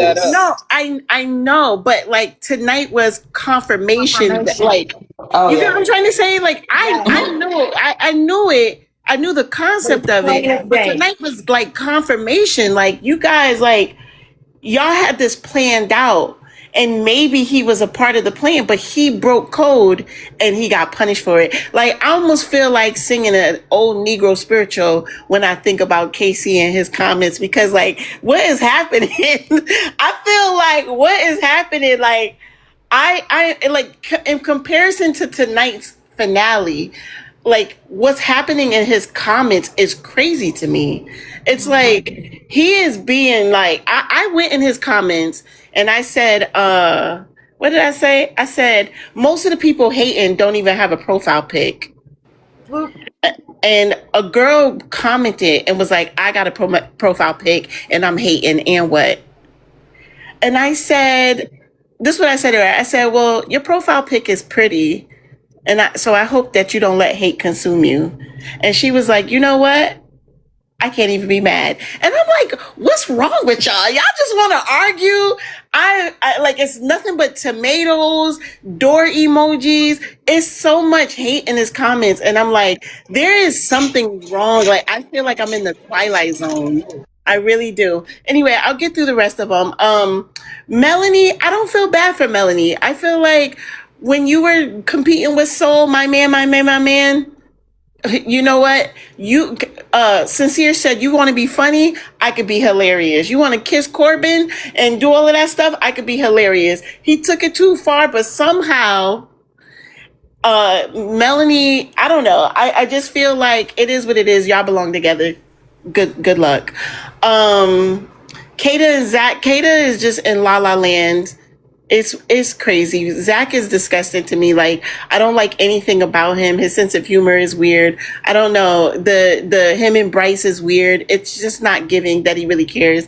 Anaya and Carl is a nice guy. And that's what he's giving. He's so overwhelmed with all the love that's happening around him. But it's not inside of him. It's just on his facial expression towards other couples. Like, wow, you guys really love each other, don't you? Oh man. And I'm just like, he don't got it I think he might feel bad for a night, or maybe like, I don't know. It's just not giving. It's not giving. The Disney fairy tale was very pretty. It was ecstatic. It was just so cute, but it was also giving delusional. The book was nice. I was like, I need one of those, but it was given very delusional, and it was feeling very, very forced. So I don't know. I don't know how to feel about anything. I'm still processing. I'm like, maybe I need to pray and detox. I don't know, but I'm wishing Casey and TT more success, and I hope somehow that the network kind of works it out. I feel like the same way they gave us a PSA in the beginning of the season, like there won't be no bullying. I think they should have addressed the aggressive behavior from the women, and I think they should address some of this behavior instead of rewarding them just openly, and it like nothing that they did ever mattered. Nothing that they did wrong ever mattered. So that's it. That's my time. You should take a 99 shot. That's what I did. I felt real good That's right my after. biggest issue. What's a 99 shot? It's 99 proof. And it's like a banana, watermelon, apple. Bye, hush. You talking about 99 bananas? 99 Hold on, really quickly, guys. I'm gonna do a mod break. Pause. I'm gonna do a mod break. We are 10 till the hour, so you have 10 minutes to get us to 250K. 10 minutes. to get us 250K. You guys had quite a break, so get to tapping, please. Also, if you haven't done so already, please collect your daily heart me's and repost, reshare the live. Please push it out. We have 335 people in here. There's no reason why you can't get to 250K in the next 9 minutes now. 9 minutes. So I want to, people are asking a good question in the comment that I'm going to address one time. If you see it for Carl and Anaya, that is great. Okay. That's fantastic, right? Love that for you. I personally, and other people on this panel we've talked about, I don't see anything behind Carl's eyes. It feels just like Kenny's eyes in season 6. And so until I see something that feels like warmth and passion and excitement for her, I'm not going to move, y'all. I'm just not going to move. It's no shade. I'm not saying the man is a bad man. I'm not saying that, oh, he's the most terrible person in the world. I'm saying I just don't see it yet. Whereas with KC and TT, I see this man is he's enamored with that girl and she's enamored with him, right? But Elise, it does matter what we think, which is because we're on a panel discoursing about it. So it does matter what we think. This is where we come to share our opinions. That's quite literally the whole point of discoursing about it, right? So if that feels uncomfortable to you, you don't actually have to like be in here. You know what I'm saying? They came in second place, babe, because people were voting for Anaya. The same reason why Melody is in that toxic ass relationship and still ended up in the top 4, boo. What are we saying? What are we saying? Right? So I need y'all to be fucking for real. You know what I'm saying? And so that's literally no shade, all tea, but we can all see KC and TT very much being giddy about each other. We don't see that. We don't see that. Even Trinity and Bryce fake it. You know what I'm saying? Because I think it's fake. I think Kata actually, she's giddy about Zach. Even if I don't think that their relationship is good for them, she's giddy about that man. She likes that man. It's obvious. You can see it, right? In her. We don't see that from Carl and Anaya. And I actually have videos showing you them. She was in her confessional after she said, I was going to fuck that man and say less. That's what she said, okay? Which means I should see excitement. I should see, you was ready, right? You was feeling him. I was going to fuck that man and say less. Just all I can say is, America, I'm happy. Thank you. Let me expand myself so you can see even better. All I have to say is, America, thank you.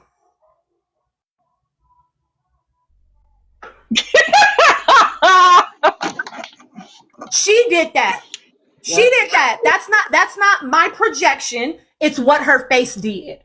Mm-hmm. Tina, you need to stop doing those facial expressions. I'm just saying. The same way you be doing Zach's. I can't. Can I say something? I so kind of right. Hold on, Barbara Batty. Let me finish. Sure. And in that same moment, when they go back to them and they're like, she did not look down and smile. She looked down and dropped her face. I need y'all to understand body language. No shade. Understand body language. I've talked about this before on my platform. Maybe you're new to me. There's actually a creator on here who teaches you how to read body language. Yes, she did, Kayla. It's literally on my page, babe. Go look. Go look. Go look. It's on my page. And when she wanted fine shit, Carl is not who she picked. Carl is not who she picked. The thing is, I don't think that Anaya is really moving for nobody on the island. If we're just being honest, but you got to be with somebody to stay on that motherfucker. You do. But when you avert your eyes in statements, when you shift your body, all of that is telling you something about what the person feels versus what they are saying. I'm just saying. Well, she didn't like kissing KC because she wasn't a good kisser. Because when they were like, that was better, good job, it wasn't because KC wasn't a good kisser, because the girls on After Sun told us that he and Sincere, whoever, were the best kissers in the house. So yeah, it was a struggle. Anyway, sorry. But I also want to point you to, again, in that moment, that same scene, When he says, she's like, how do you feel? He's like, warm and fuzzy. She's like, warm and fuzzy. And then she lays with her head. She lays her head and he's holding her. And he goes, if you want to feel buzzy about that, if you're like, oh my God, he is just so enamored with her, have it, baby. Have it. Okay. But I'm not moving forward, and that's okay. That's okay for me to be like, it's not giving me excitement or passion for one another yet. It's not giving me a zing, and that's okay because I don't see it. That's okay. I don't know, what does she say? Because you're being parasocial with me right now. Because you don't know me. Right? So I would say, but Aaliyah, what I think it is that she's not really moving for nobody on that island. That's what I think. That's what I think. KC was the aesthetic. He was fine shit. Carl is the list. But nobody is everything. The boxes, girl. She referenced them boxes. Y'all be thinking I'm a hater. I actually don't think that Anaya thinks lowly of herself. Y'all be thinking I'm a hater. But I said weeks before that girl ever said it, that I think that she is checking off boxes for Carl and that he meets a criteria of what she thinks she's supposed to marry into. And then she told y'all that on TV. She said exactly what the fuck I said. I told y'all the girl was wounded on night 1 and she's carrying that in her current dynamic with KC at the time. And then what did she say tonight? That she was hurt because she was rejected that night too. So like, I'm not being a hater. I'm just telling you what I see. And you don't have to like it. That's cool. That's cool. You actually don't have to like it. And you don't even have to agree. Nobody's talking shit about Anaya, Asia. That's what you're missing, babe. Nobody is saying it's a negative thing about her. Why is it negative that I don't see a passion behind Carl's eyes for her? Why is that negative? Because you think that her value is in a man being passionate about her? Because you think her value is in a man picking and choosing her? That's weird. Because Anaya is a baddie, and I've never minced words about that. Anaya is that girl. I've never minced words about that. Does she have areas to work on? Fuck yeah, because she's 23. The fuck? She's 23. That's not no shade. It's just life, baby. It's just life. Every one of the aunties up here talking to you, baby, we've been 23. And we've had these experiences already. She is a baddie Friday. She fine as hell. Don't do that. It's just, they all have stuff. Not especially KC user. If you're talking about an especially, it would be Sincere and Zach. Especially. And then Melanie. If we talk about Angie. Ageism. But it's like, yeah, listen, this is why y'all be out here with your hearts broken and your cooters hot, because you didn't want to listen to your auntie. Okay. Whatever, child. Listen, what you eat don't make me, she told you to. Don't make me shit. What you eat don't make me shit. But the whole point of being on panels is to fucking discourse about this shit. So yeah, I'm gonna tell you what I'm seeing. It is what it is. No shade. Tina, can we also acknowledge the fact that we're up here in a specific space while they're down in that men's comments? That's the difference between you guys and us.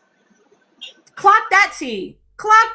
Because this used to be my gripe about last season. And Westside, I see you, babe. I'm gonna rotate. Clock that tea, because listen, we're over here on our side of the internet talking about what we see. We are not over there dogpiling on any of them. That's the weirdo shit, is when y'all get over in people's fucking comments. That's fucking weird. That's harmful as fuck. Leave them people the fuck up. Keep your opinion to yourself and your homies, like I do. Also, just scroll past the video. You literally do not have to watch it. That's why an FYP is for you. If you scroll past it, you'll never see it again. Stuff like that will also stop showing up. Fun fact, if you use the internet and you train an algorithm, it won't show you things you don't want to see. And what's more Now, weird Kay, you is know that good and damn y'all well these go people don't back follow and y'all directions. keep commenting and calling us weird. That's weird. Well, y'all know Mind these you, kids don't follow directions. what I don't is know it what y'all about fussing about. y'all? What is it about y'all that y'all need to come into people's comments and be disrespectful? Well, that's fucking weird. So, as a millennial, I feel like we low-key take a bit of the blame for how the younger generation has turned out, in the sense that we started out like loving our celebrities, right? And like, you know, praising them. But the thing is, we never did, oh, you're always right. We praise you when you're right. Well, we move back when you're wrong because our parents raised us Hey, right. that's also because, and we've talked about this before, I don't know if you were here, but like that's because a lot of these kids who were raised on the internet were raised to think in the binary. Exactly. Yeah, that's what I was gonna say. Raised with social media, and you're relegated to your social interactions are boiled down to a like or a dislike. Your brain is training you for the binary. That's how a lot of these kids, that's how a lot of these kids think. It's how they formulate arguments. It's why they can't zoom out and be objective. It's why a lot of these younger viewers, they see these things and it's very much if you're with one person, you're against another, as opposed to what we've been doing in this space, which is being able to objectively identify behaviors in all parties that aren't necessarily, you know, the greatest, and being able to identify, as Tina's been able to identify like areas of growth that every person needs to experience. But for people come, oh, it's just hate, you're hating. No, that just proves just how elementary your brain is. Mm-hmm. Because you lack those interpersonal social skills. Yeah. And cowards.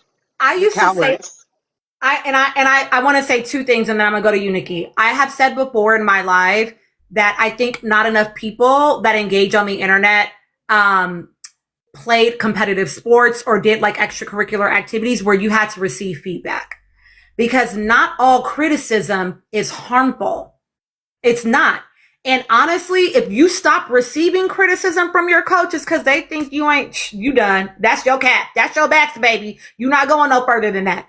Criticism can absolutely be constructive, right? It's not a dig at someone to just notice something. You know, correction is a form of love. Those of y'all that are in here that are Christians, read your Bible. You know, I'm just saying. And then the other thing I did want to say and mention and highlight in the comments is somebody did mention like there used to be a time period where celebrities were a little bit more untouchable, right? And I honestly shudder to think what this generation would think about the lengths that paparazzi used to go to to be up in celebrities' business, and y'all mad because we hosting panels over here on our side of the internet. Maybe they used to be in their motherfucking trash cans, okay? On top of the car, under the tire. House to get pictures. Like, are you like y'all would not have survived? And we not even gonna talk about what they did to Princess Diana. Like, be for real. Thank you, She's the first thing I think about. Michael Jackson. Michael Jackson. They be getting people prescriptions out their trash can to the point where celebrities start getting their prescriptions in fake names. To the point where people want to go into hiding. They used to go to the courthouse to check for divorces. That's how that started. So it's like, let us be over here on our side of the internet. We're not seeking out them people to give them our opinions. And the last thing I'll say, I said to Allah is free, is when I say this, it's because I know a lot of people are in here just silently watching, right? And you might have feels about things that you hear on the panel. So I don't necessarily say it for the people that are being ignorant in my comments. We'll just mute and block them, right? But I do say it so that you can have a better conceptualization of what this space is for if you are choosing to be in here. I want you to understand the space that you are in so that you can opt in or opt out. You absolutely have that choice. But we are going to talk about the people that is literally what Love Island wants us to do. And we like doing it. So that's that on that. First, I just want to give a shout out to Tina.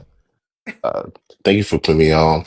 I was sitting back and just watching the panel and everyone talking and everything. I just love the maturity and everyone on here giving their opinion and everything. So I think that's really dope because I came across a lot of lives that was hectic, and I think it's very this is a very mature panel. A lot of great topics. But I do want to say I'm a 35-year-old man. I've been married 10 years, and I think that it's sad to see, our brother KC and our beautiful sister Naya and Trinity get this much backlash and hate towards each other because they was beautiful people. And I just think it's sad, man, because they all had their own experience. They all still young, but just the hate that the people wanted to see them have towards each other. Um, I think it's crazy, man. It's ridiculous, but it seems like that's just the world we live in now. But I did want to ask you guys, like, how you feel about the show Love Island as a whole? You know what I'm saying? Do you feel like it's I was going there, my brother. gearing towards uh, bringing on more Black people? Because it seemed like they didn't have a lot of Black people, especially darker skinned Black people, before. But it seemed like they're trying to gear towards that now. But how do you guys feel about the show overall? Do you feel like the producers are just put things together? I will say that what I know, West Side, is that the casting team this season was extremely diverse, which is why we got a very diverse cast. That said, it feels like what I felt like I watched this season was like I have this critique about like academia, right? It's like, oh, we're going to like run a DEI program when we still fucking could, right? We're going to run a DEI program to bring more students in, but then you don't actually make the environment safe for the students. And I feel like that's what I watched this season. You put all of them on the island, but then you didn't do anything to keep them safe on the island from each other or the audience, right? Because you actually do get to decide what gets edited and put out, right? And so for me, that's what I feel like I love that we saw so much representation with people of color and Black people explicitly. But then what happened in the editing and what happened between each other, there were some things that felt very harmful in my opinion this season. But I do think that we might continue to see that shift. Who else wants to touch that question? I do. I was going to bring it up. When I spoke, but in regards to that, I definitely feel like this season, as much as it is diverse, I did notice there was only one dark-skinned Black man, and also what I did notice from past seasons, when they do have dark-skinned men, very rarely do they want a dark-skinned woman. We finally had that, and now what we saw, not only to the editing, but how the Black women treated the only dark-skinned Black man there, and that's what is fueling, I think, production to go even further, because it's not just somebody outside the community, it's people within our community definitely having that poor behavior against this dark-skinned Black man.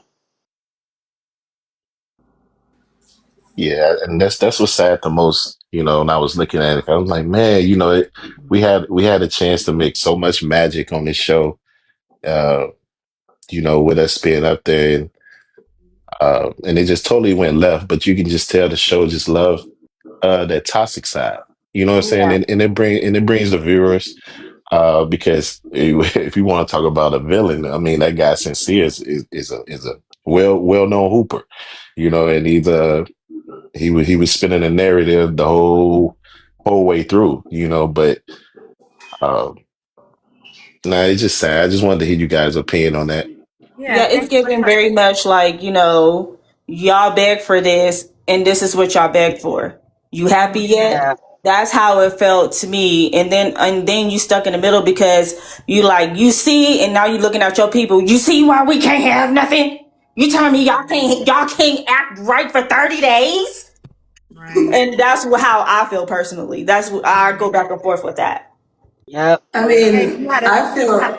Yeah, go ahead, babe. Oh no, I was gonna say, I feel like with Love Island USA specifically, it's one of those things where they've almost got it right, but they just haven't quite got it all the way, in the sense that they don't handle it with as much care as they should. Because we're getting better in terms of like cast diversity, and it's becoming a nicer mix, and it's becoming less, a certain variation, and that's happening to degrees. But when it comes to the actual show and the bones of this thing, I feel like if they could just get these producers to go and watch a couple of the older seasons of Love Island UK and bring that format to the US one, it would sort of slowly go back to what it was supposed to be about, but still have a lot of the fun.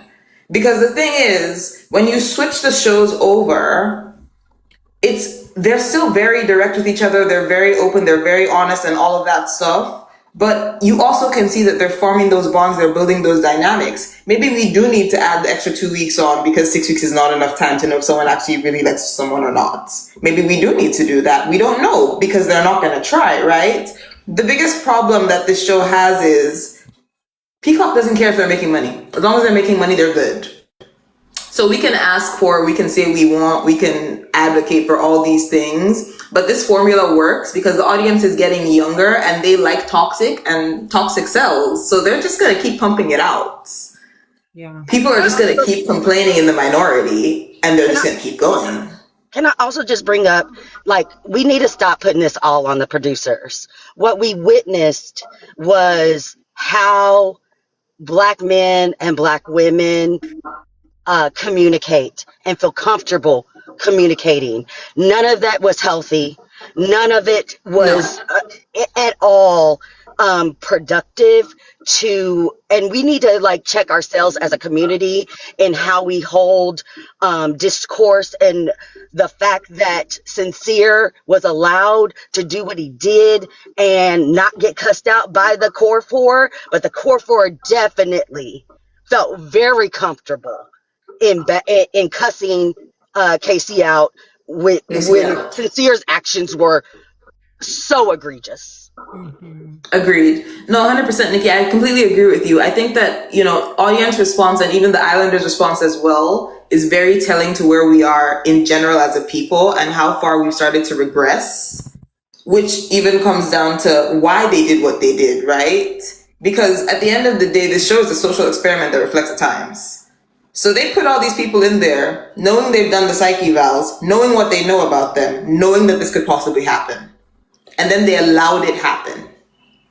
So yes, I blame the Islanders themselves for doing the stuff that they did, but I think maybe because this is part of what I do for work, I'm able to remember that at the end of the day, part of why they got to these actions was a simulated state that they were put in, which is affected by production and the audience, unfortunately for them.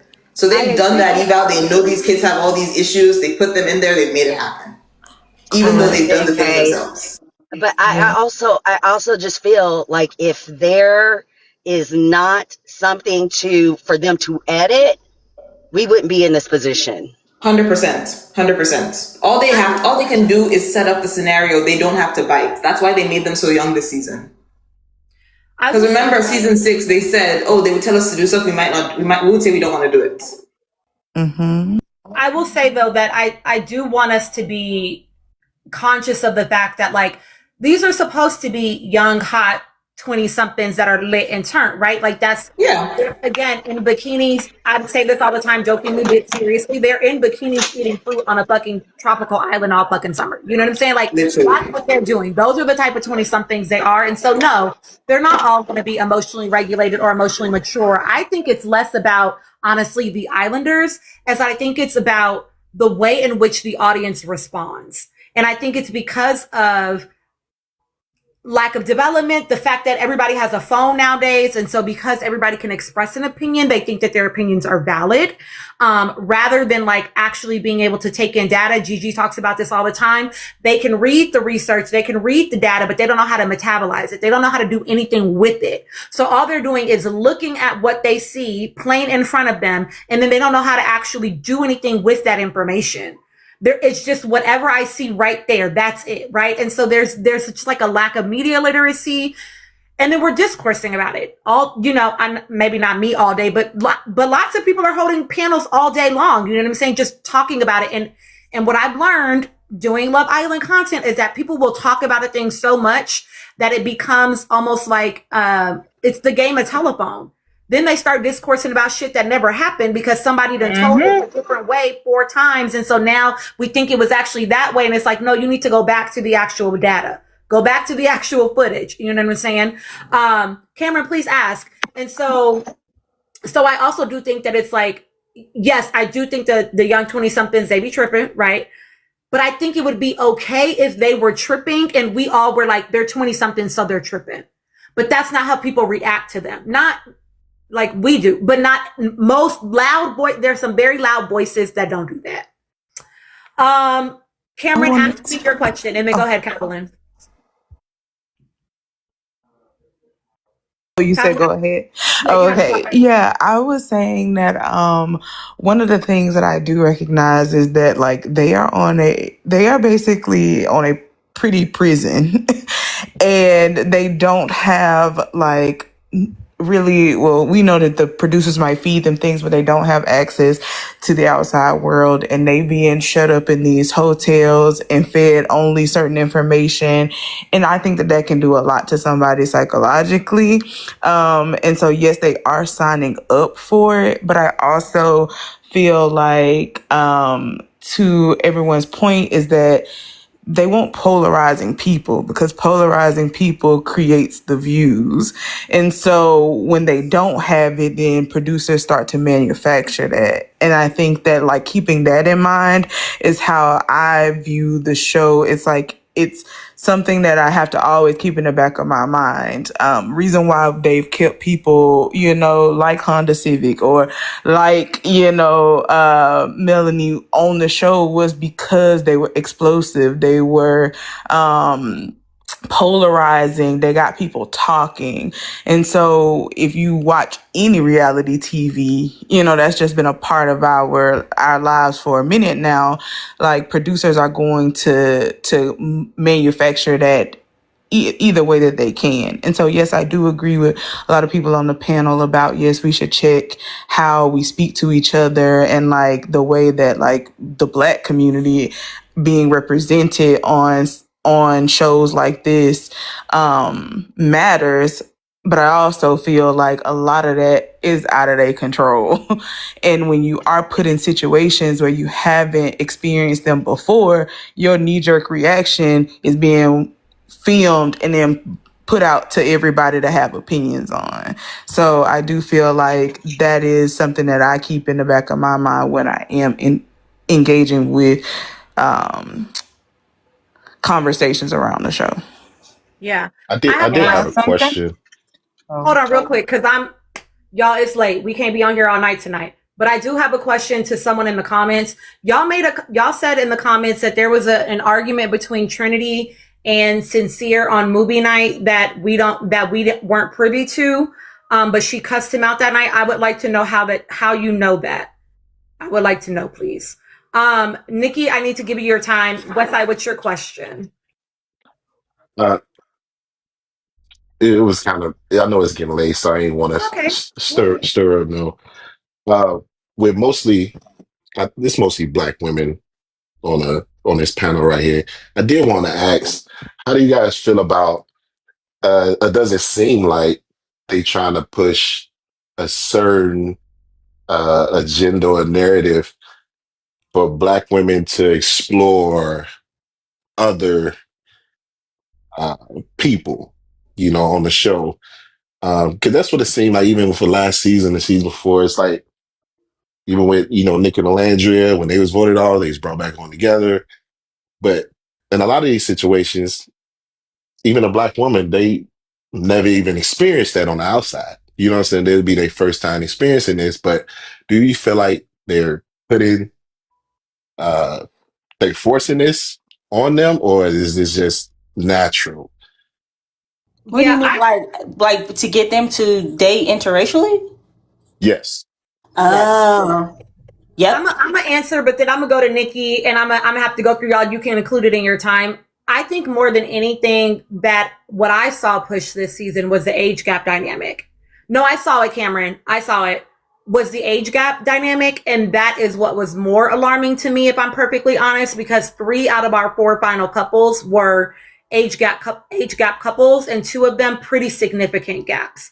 So to me, that was like these very young girls with underdeveloped brains still, with these much older men. That is what I saw. Age gap, trad wife, monogamy. Like, it was sort of that. That is what felt like a huge part of the narrative for me this season. Nikki, I'm gonna let you have your time, and then you can talk about whatever you like, my love. Yeah, and I would just want to say shout out to Westside. We need more men to come up in here, and we want to create a safe space for a lot of those, because that is not uncommon for a lot of Black men to recognize. I understand that. I will just spend a couple seconds, just like 30 seconds on this. There's a big difference between what happened with Nick and Landria versus what we're seeing. It's not a matter of them pushing an agenda towards finding a partner outside your race. I think it happens to be more of there's a different, if you go back and really watch, there was a reason why Nick and Alandria were so popular versus a forced Timu, Nick and Alandria, that we're seeing this season. What a lot of Black people were saying about Nick and Alandria last year is exactly what Bryce and Trinity are. So I just encourage you to go back or somebody, I know somebody will, fill in those gaps for you, but I want to take my time to basically make a call of action. I don't know where Nana went, probably to bed. But I just wanted to say, some of my darlings that are listening, they, were saying in our chat that, one of them said that there's not enough men for them to feel comfortable. And I agree. And I definitely agree. But my call to action, I think this season, this is the age of Aquarius. I will continue to say that. This is an age of revelation. So reveal yourselves. And I've seen so many people especially in this season, truly reveal who they are. And please consider that a blessing. My call to action, I'm not watching season 9. There needs to be a hard stop when it comes to anti-Blackness, regardless of who you're with. I don't support it. I will never support it. I will always call it out. I will always call out the behavior. Okay? That is where I stop and start, because I know that this is a microcosm of what goes on. Just like I brought up that there was a reason why KC was popped off and cussed out versus a Sincere. And I'm waiting on that answer that Tina asked. I'm waiting on it, because I don't see it. Oh, Nana, you here? So my call to action would be, as far as the remaining couples are concerned, I have no interest. I have no interest in continuing this conversation around them. What I do know, and has been, if you have just been on social media long enough and been paying attention, that we are in an era where we live in silos. So I don't have any high expectation that these women will get out here and, admit to their wrongs, because they have too many people in their corner, including like Naya's mom, including like Sincere's mom, involved, and basically okaying this, thumbs upping this. So if the people that they're the closest to are being involved in the anti-Blackness and toxicity nature of Black people, I don't fuck with that. I don't fuck with that. So my call to action is do not engage with them. Do not engage in the discourse. Like, stop. Like, if you want, bring positivity to the ones that need it the most. Because we saw what happened to Alandria. We saw what happened. And even though she's doing well for herself, she had people in her corner to remind her who the truth is, what the truth is about who she is. And she knew who she was before she came in that villa because she was older. That mind had fully developed. She had already lived a whole career. And the reason why we did not fuck with Ace and Taylor is because what they did to her. So that is a very big difference in why we stood behind Nick and Alandria. Also, Alandria's birthday vlog dropped. Please go and watch. It was really cute. But to continue the call to action, it must be that we are the change we want to see.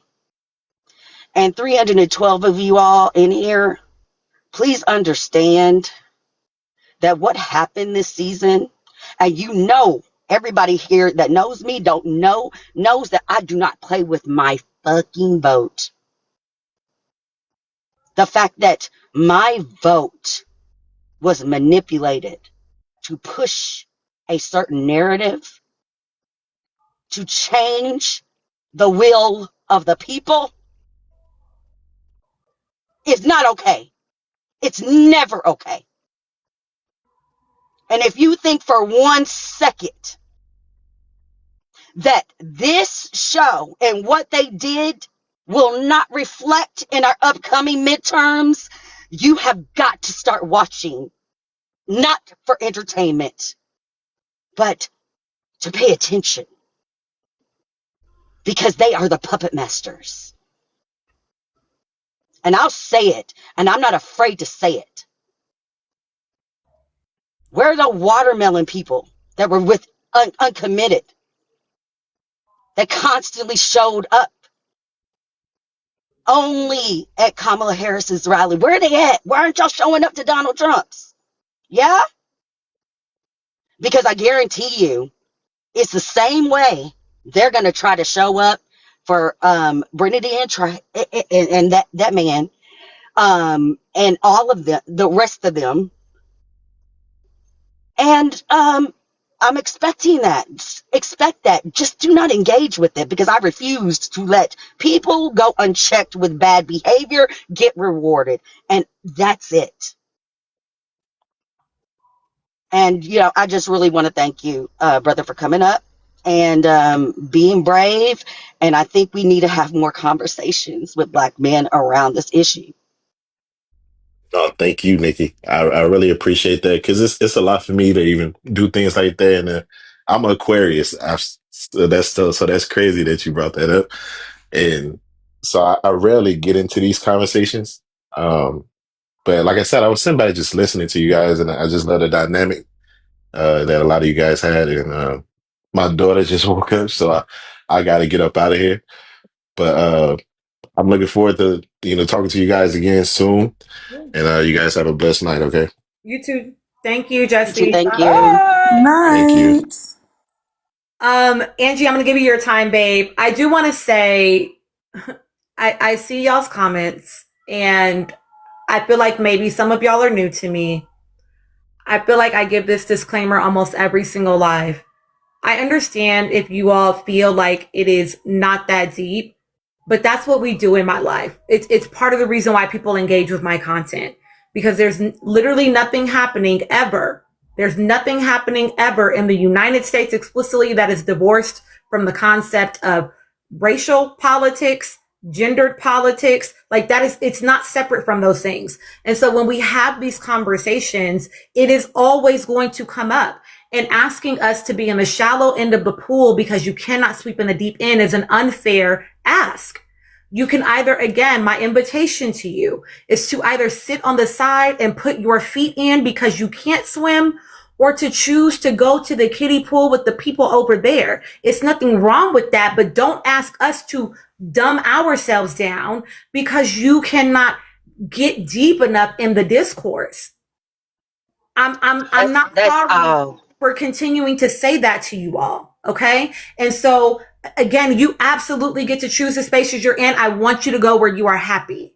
I want you to go where you have fun. And if that's not here, babe, that is actually okay. But we are always going to talk about what's happening in this particular space on reality TV, this time Love Island, and how that relates to the real world, because it is a microcosm of the real world. They are not separate things. Tina, So can I also say, it's always that deep, and just because you think everything's not deep, you're not deep. yeah, You're not deep enough. So I'm never gonna apologize for bringing truth and knowledge and wisdom, because I've lived life long enough too. I've made mistakes. I just want so much for especially Black people to be okay with being wrong.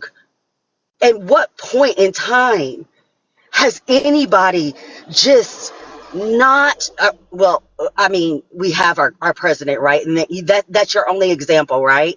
But like before that, there was a time where we held people accountable, even if we liked them. And I hope you're doing that in your personal lives. I hope you're doing that, and not just rah for everything.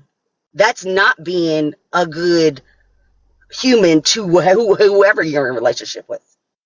I just want us to be better as a community and say, listen, we are willing to be wrong about something in order for us to grow. thank you, Miss Molly. I'm going to say one final thought. I have to run through the rest of y'all because we have to get off. I cannot be on here all night with y'all.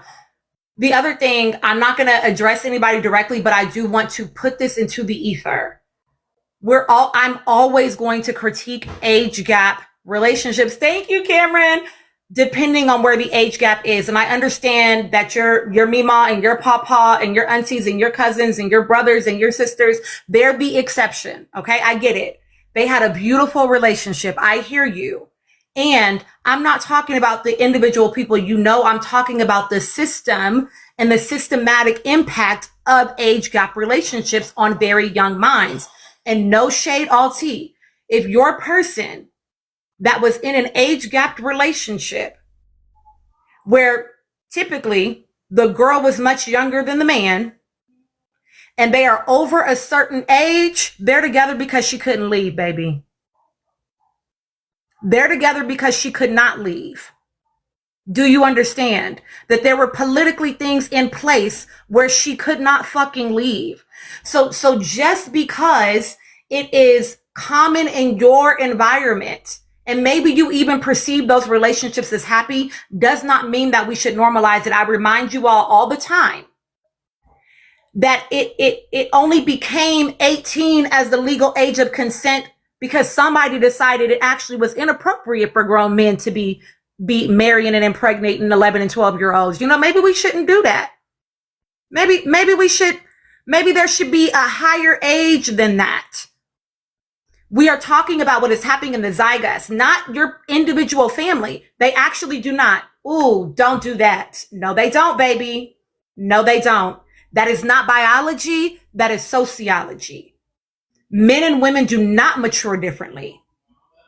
They don't mature differently, actually.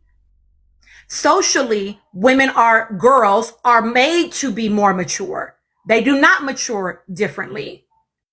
Actually, you ask less of boys than you ask of girls. That is the only difference, is how we socialize them. And when you have people that are in different stages of their life, different stages developmentally, listen, developmentally different stages, it is inappropriate. I like to use the example, baby, it is true. I said what the fuck I said. My degree is actually in this. So I'm not just saying it because I feel like it. I've read the research. I know that it's socializing. I'm not confused about that. I actually do know that for a fact. If we want to talk about developmental stages, we can conceptualize that a 17-year-old and a 10-year-old is inappropriate, even though they're both children, because developmentally, they're not in the same stage of life, and that is fucking weird, right? You are also dealing with developmental stages at least until the age of 25. There are some researchers now that are saying it might be actually older than that. So no, I'm never going to move for a 22-year-old with a fucking 30-year-old. I'm never going to move for it. And I'm always going to say that it is not appropriate because of where they are developmentally. Argue with your grandma. Argue with your papa. Argue with your cousins and your aunties and your uncles. That I'm never moving off of that, period, full stop. Okay? That being said, Tina, I want you to just to be mindful of your time. I also want you to be very careful and remind you that you are a light-skinned woman with a dark-skinned black man. You know what? Background, who I see conveniently positioned himself back there so that we're aware of that. So I need you to... No, I'm just kidding. Mm-hmm. So, okay, I'm gonna finish, and then I'm gonna let y'all chat, and I'm gonna get the fuck off. Okay, but when we have the conversation, it is okay for you to have an experience that is different. It's not okay for you to invalidate the actual research and the larger scope of things. Again, just because it is not true for you doesn't mean it's not true. You may not have ever been great. That doesn't mean that people don't get great. Your individual lived experience is not indicative of the entirety of the social structures and the things that are in play. Period. I'm not guessing. I just know how to put pieces together. When I'm listening to RFK talk about how, oh yeah, and he was wrong. He everything ain't firing, right? But talking about how, oh yeah, the girls, they're hitting puberty a lot earlier, but the boys, they can't keep up. It's the older guys that, they're more fertile. What do you think they're soft launching, baby? When they got rid of Roe v. Wade, what do you think they're soft launching? We actually want to take back rights to your body and remove autonomy. They're literally rolling back ages of consent in certain stages. There was a whole show on Netflix that got renewed for a second season because so many of y'all watched it, called Age of Attraction, which the whole concept is about age gap relationships. Listening to Trinity more than one time this season talk about how being a 22-year-old with a 30-year-old boyfriend is a benefit. It's something to be proud of. They are normalizing things for you, and it's only okay for you right now because it's not your 16-year-old daughter. Through entertainment. Reminder that most teen pregnancies, only the girl is a teenager. Please stop. Please stop. Think about the amount of consumption that the younger generation is taking in when it comes to these types of shows, the type of rhetoric, the type of conversation that they're hearing as well. It's socialization is what you're basically saying. To the question in the comment, and then I have to go Angie 7, Majestic Fade. What's wrong with 5 years? I want to believe that you're not trolling me and that you actually listen to everything I said, but I'm going to repeat it one more time. It is about where the years fall. If we were talking about a 27-year-old and a 32-year-old, we probably wouldn't be having the same conversation, but we're not. We're talking about one person who still doesn't even have access to all of their executive functioning to know how to make good decisions because they don't know how to think them all the way through yet. Quite literally, that's where their brain is. And we're talking about somebody that should have a 401k already. That is the point. It's science. That is the point. So if you're talking to me about even a 20-year-old and a 25-year-old, I'd be like, ooh, but I wouldn't move too much, right? Because you both kind of young, you know what I'm saying? But somebody that is grown as hell, Zach, Bryce, Carl, you're too fucking old for them girls.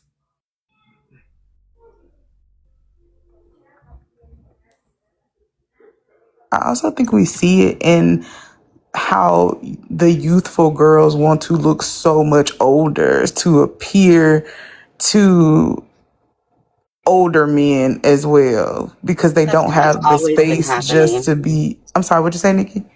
I was just gonna say that's always been happening. I mean, it's not right, Yes. but like I used to Yes. do it.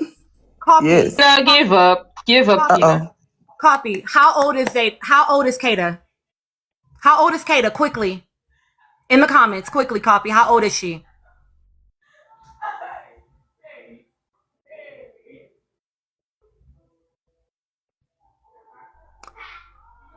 She's 22. She's 22. Last year, she just started being able to drink. Literally, 3 years ago, she was a teenager, babe. How old is Zach? Clock the fuck in. I've been very clear that it's about where the age gap is. Please don't keep playing in the comments, y'all. If you are committed to misunderstanding, I'd rather you just step, babe. That's okay. But let's not act like you don't understand what I'm saying. I know that you're smart enough to understand, Copy, because you've engaged with us in this panel before. I know that you hear us. I know that you understand what we're saying. Now, if you like Zeta, feel free to. It doesn't change the facts of the situation. All right. And I say that for all of you all, not just for Coffee, but if you're in here listening, you need to understand this is what we do in my space. So, Angie, go ahead, my love. Oh, thank God. You keep arguing with the dummies. Oh, my bad. Because it's not for them, Angie. It's for the people that are reading their comments that they are open to learning. Go ahead. All right. Oh shit. So many things have been said. I'm low-key forgetting my train of thought. What it is that I wanted to say is I fear people have lost the art of disengaging in things that are not beneficial to them. And I think this year I've done so great. I'm so proud of myself this year. I'm so proud of myself this year. This year, I unfollowed so many people. I blocked so many people, and I didn't even watch the last episode because I was not interested. And I feel like people have lost that art of if it's not beneficial to you, just drop it. Even this live, if it's bothering you so much, scroll. Because I feel like people just love being rage baited. Why do you enjoy being annoyed this much? Just scroll. Just block. Just unfollow, you know? And I'm so proud of myself this year, and I wish everybody could get on that type of timing. Another thing that I wanted to say, please, for the love of God, stop engaging with these shows coming from a place of this is what you would have done if you were there. You're not there. Applications open soon. Go apply for Love Island. We want to see you in there. Stop treating these young people like they're criminals. You guys don't treat real criminals this way. You guys literally camped out on Casey's comments, waited for days for this man to turn on his comments so you could go ahead on there. The same thing with TT. You guys camped out. That's not weird to y'all at all. Real people, mind you, not bots. Real people camped out on these people's comments so they could hate. And if that's not strange to you, you cannot be saved. You cannot be saved. You're doomed. What else is there? I was not rooting for any of these couples, so I did not watch. I don't care who got dead eyes, who got chemistry. I did not see it. I only had buzz twice this year with this season. That was when Casey was with Anaya. Honestly, they was buzzy to me. I liked them so much, you know? But that's the part where people are not understanding. It's not even about picking a side. It's about these people were not compatible. It is what it is. It's not a crime to move on. It's not a crime not to be compatible. It's not a crime not to have similarities. They were just not meant to be. And we all moved on. And the second time I had buzz was TT and Casey. The way that man looks at that lady, even on what's the thing that they be on? After Sun. Like, Casey is not a man of a lot of words, but his eyes were speaking for him when he was looking at TT. I said, oh, I felt that. I'm like, shit, y'all decided to get even extra buzzy when y'all left their show. That's insane. Insanity. But other than that, I did not feel anything. And I'm not going to say that this season was the worst season, because I haven't watched enough Love Island to say so. I've only watched Love Island for 3 years now. But it was not great. I had more expectations for it at the beginning, but I felt like I was let down, and the way that they manipulated the votes, I got annoyed. They had to literally gang up 3 different fan bases to take out one guy. One man, one out. That was insane. That was insane. But other than that, I feel like this show has reached a level of polarization where it's either they go back to the roots or they come up with a new concept totally. The way they're going, it's starting to not be as entertaining as it was before. Because I truly feel like this season for me, what kept me entertained is probably the discourse with you guys. Because at some point I got bored. Like the few last weeks, it got just plain boring. It's just rinse, recycle, the same thing over and over, the same people doing the same decisions all over, nobody learning their lessons. Just repeat, recycle, So I got tired. But yeah, I don't have much to say, I didn't vote for anybody. The 4 people I didn't vote because I truly did not care anymore. I deleted the app. I'm just waiting for my monthly subscription to end so I could delete Peacock as well because they're next. The moment that time is done, I'm deleting. But I wish I could be like Nikki and be like, I'm not watching the next season. I'm sorry, I'm not one of them. I'm going to be watching the next season. I said that last year. I tuned in this year. But what it is that I've mastered, which is what I've said in the beginning, I've mastered now the art of disassociating, of disconnecting if it's not good for me. Yeah. And I advise everybody else to do the same. Period. Period. 7th letter, please give me your thoughts, my love. Hey everybody, my thoughts on this episode. Hated it. This is the worst finale for a season. Like, I mean, the cast was duds. The producers, they did too much. Okay, we knew who was gonna win. Congratulations on being copycats. Let's see how life works out for y'all. The dates were kind of repeats of some shit we already seen. The best part of the episode to me was how pretty Anaya looked. The skin is bomb. She looked beautiful. And that book they got, She looked gorgeous. Yes, then she looked like her skin these past few episodes since she's been, it's so pretty. Anyway, I did not like how they kept trying to throw negative situations or the sad or bad parts of her coupling with KC in this part of the episode. Well, this episode, because this is supposed to be about the love story about the person you ended up with. Why bring that shit back up? It's just dumb. I don't think Beyond the Villain needs to happen, but I do think that since Peacock couldn't capitalize on Nicolandria, they dropped the ball with that. They are going to force these top 4 couples, if no more than just the winners, into Beyond the Villa or whatever they have coming up next or something, like for a while, because it didn't look great last season that y'all didn't focus on certain stories, and then the winners that y'all picked ended up breaking up the day after the reunion, or releasing that they broke up the day after the reunion. This season has been crazy. I want y'all to let these people have some peace and give them some fucking grace. The shit that I'm hearing about that y'all are doing to TT and KC is wildly uncalled for. Camping out, waiting for their comments to open just to leave hate and vitriol is literally insane. It's insane. It is insane. It is crazy. It's unfair. There wasn't really much to this episode. I thought that Kata and Zach were salty that they came in 4th place. I think they thought that they should have been 3rd, at least, at the very least.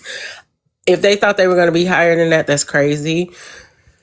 I got kind of sleepy, so I'm losing my thoughts. I just did not care for this episode. The fact that there were no speeches, they didn't talk about dividing the prize money, all of the stuff that we normally see. I really think those celebrities were paid to be a part of this show, because typically these are like the clips that are inserted in After Sun, but since they changed the After Sun format, maybe they just threw them all together. But with the celebrities not mentioning at least one person's name or a specific moment beyond French fries, that's all they talked about. I'm like, they ain't watched this damn season. They don't know none of these people. They don't have a favorite. They don't give a fuck about these people.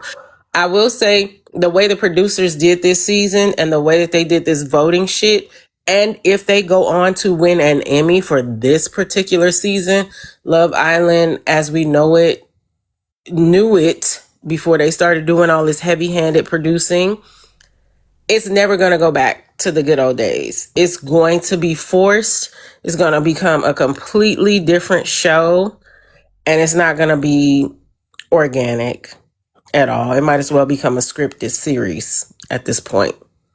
Because why the fact that y'all only the only way that I believe Kata and Zach and Melanie and Sincere got the kind of votes that they got is because of the way that y'all put that Final Four voting format in place. Y'all did not want KC and TT to come eclipse them couples because they would have eclipsed somebody to be in the top 4. You don't go from being most compatible to not even making it to the, the Final Four. You just don't. It's the same people watching the damn show. Like, it just doesn't make sense. I don't know what's going to happen. I'm going to watch the reunion. I don't care to follow the post-Villa journey of these people, like between, unless something pops up about somebody I care about, and y'all know who that is, about my girl, and between now and the reunion, I don't have shit to care about with these people. I hope that they have people who love them in their lives that will prepare them for what's about to happen, because this is about to be crazy. Oh, I do want to talk about Anaya and Carl and what you talked about, Tina. Yeah. Carl don't do shit special. I don't know why everybody goes up for him in the way that they do. He doesn't do anything special at best. Carl gives corporate professional in all of these moments. Like, oh, I'll go along with the program. I'll do what the bosses say I need to do. I'll be nice and cordial to everybody, and I'll pretend to be in this coupling as if I give a fuck about it. He doesn't do anything special. I want everybody to stop acting like he just is this magical Prince Charming. I don't think Anaya is truly comfortable. I think she's a little more comfortable with KC. And like I said, I think those lines are blurred between. I honestly think Anaya doesn't want to be the girl who had 2 failed couplings, especially to have one that they all know that they brought him back for her. So to fail at the coupling with KC and to fail at the one with Kyle, I don't think she can handle that. Like, while the show is being filmed, at least. But I don't think she likes him that much. I think that she just didn't want to be the only person without somebody. And he's just being professional. That's fair. That's fair. I mean, the man told us, I'm a street rat. I ain't no prince. That's exactly. Thank you. This is another thing that pissed me off with these people. Y'all just assuming that Carl just dripped in diamonds and money and everything else, and he has this just such a stable, financially astute life. But y'all want to call KC a broke ass. KC actually has a job where he earns money. Y'all don't know shit about Carl. A career. If he wants to continue to pursue it or not, if he want to take his time and dibble in whatever celebrity he'll have from this show, he could always go back to his career. So I don't know why that shit be killing me. Y'all be thinking too highly of non-black people. Y'all have not spent enough time around non-black people to put these motherfuckers on pedestals. If you have, you wouldn't look at them like that. Like, everybody's just assuming Carl got this, he got that. How y'all know that? Y'all don't know. And it pisses me off. It was assumed because his mama walked in looking like Sex Fifth Avenue. She could have bought that on credit cards and be taking it back. I don't give a damn. I'm not saying that she did. I don't give a damn. And then I don't like what they did to KC's mama. Instead of understanding how happy he was to see his mom, who probably doesn't travel by plane and definitely hasn't traveled at least that far internationally, and trying to make it a negative thing that she got her passport to come see her child, when Sincere said I wish my mom would have came, but she don't like flying. She didn't make the sacrifice that KC's mom made. Also, last season, y'all made Jalen a fucking darling because his only quotable line from the show was, I got my passport. This is my first time out the country. So why the fuck it can't be the same thing for KC mama? Because they're anti-black. Because y'all just colorist, fucking just wanna be hating. swirlers. You already know that, Seventh Letter. I'm just pissed. I'm just even making a parallel with Jalen. He's another dark-skinned black male. You had every travel company in the world in his comments. But he didn't stand in the way of the swirl. Well, no. The reason why they had it for Jalen, the excitement for Jalen, is because we already hated, what's that boy's name? Taylor. Because he wasn't attracted to Alandria. KC is the villain for them. And so they're gonna, which is disgusting. I'm not even saying it's okay, but they're going to demean everything about that man. Like they just are vitriolic, and it's just pissing me off. Yeah. Like y'all don't know what reason. It's a lot of people that just don't care to travel. But she see all the fuck shit y'all doing and saying to her son, so she wanted to come and provide her son a little bit of comfort face to face. Amen. And y'all making that a negative thing. Tina, can you remind me of something real quick? Who was it that Sincere told or shush? It was somebody during movie night. Do you remember? All them girls. Trinity, all of them. All the girls that was talking. But it was it was Kata and Trinity that were talking. If you're asking, that's what I thought. Okay, they had the biggest mouths. Yeah. And Kata do a lot of shit. She okay with a lot of fuck shit going on in her household, but she got something to say when it ain't hers. Zach does more fuck shit than anybody on the show. Did y'all notice directly to her? To sell it when she was just like, he almost said he loved me. But then when Trinity came back and said Bryce actually did, it's every time she almost on some bullshit, and then somebody trumps it with like, well, it actually happened for me. No, I'm gonna say this last thing, and then I'm gonna let Majestic. I know you wanted to share something. Did y'all see Kata's face when they said, what was it, Gigi, that I was telling you? Was it the I love you thing? It was, I think. It was the I love you. Did y'all see her face when she? Yes. That's what I'm saying, because she came back happy to say that he, like Nikki said, he almost said it to her, but then Trinity come back like, oh, he said it. Mm-hmm. I said it back. Mm-hmm. And then I also noticed her face when Bryce was talking. When they were talking about saying the I love you with Ariana, and her face gave like he full of shit. Like, I don't know. It was very quick, but I saw it. I was like, girl, what's that face? But yeah, that was hilarious. Was that face on whom? Ariana? No, on Kata. She had a face when they were sitting down with Ariana at the very end of the show. Oh, you didn't watch, huh? They were sitting down at the very end of the show on like a couch, and they were basically doing like a pre-fucking reunion. And Ariana was asking everybody like what they learned from the season or whatever. And it got spoken about that they had exchanged I love yous, and she like had a face. If Trinity and Bryce's love is not real, they're going to be great actors. I think they did a terrible job. I think that's great. Horrible. You call that great acting? Oh, hell no. Not great. A Tubi job. Mm-hmm. I did not move not one bit. There was no buzz this entire season. Girl. I forgot to tell you. I question the brain functions of people who actually believe that. I really, really do. Me too. Absolutely. Tina, I forgot to mention this in the chat. Mm-hmm. I watched tonight's episode. Not watching it, just listening. Oh. Yeah, it was very interesting. I'll put more in the chat, but because it's not along live, it was very interesting. Yeah. Yeah. Tina, I have a question. Did you touch on Bryce's I love you? Like how dead it was, and Trinity had to kind of prompt him, like, get up. You just said I love you. Come hug me. I said he forgot his cue. She had to re-give the cue again for them She to get up. did. That was the worst I love you I've ever seen. No taking hands and just looking directly in the eye. He didn't reach across the table. Like, she had to prompt him to get up. That was insane. And the crazy part is like people predicted that he was gonna say "I love you" on the date. So it's like it's a script that was already written that everybody knew, and then they just acted it out terribly. Yeah. No, you know what? I don't disagree. I do think that unfortunately this season I felt like a lot of people needed each other.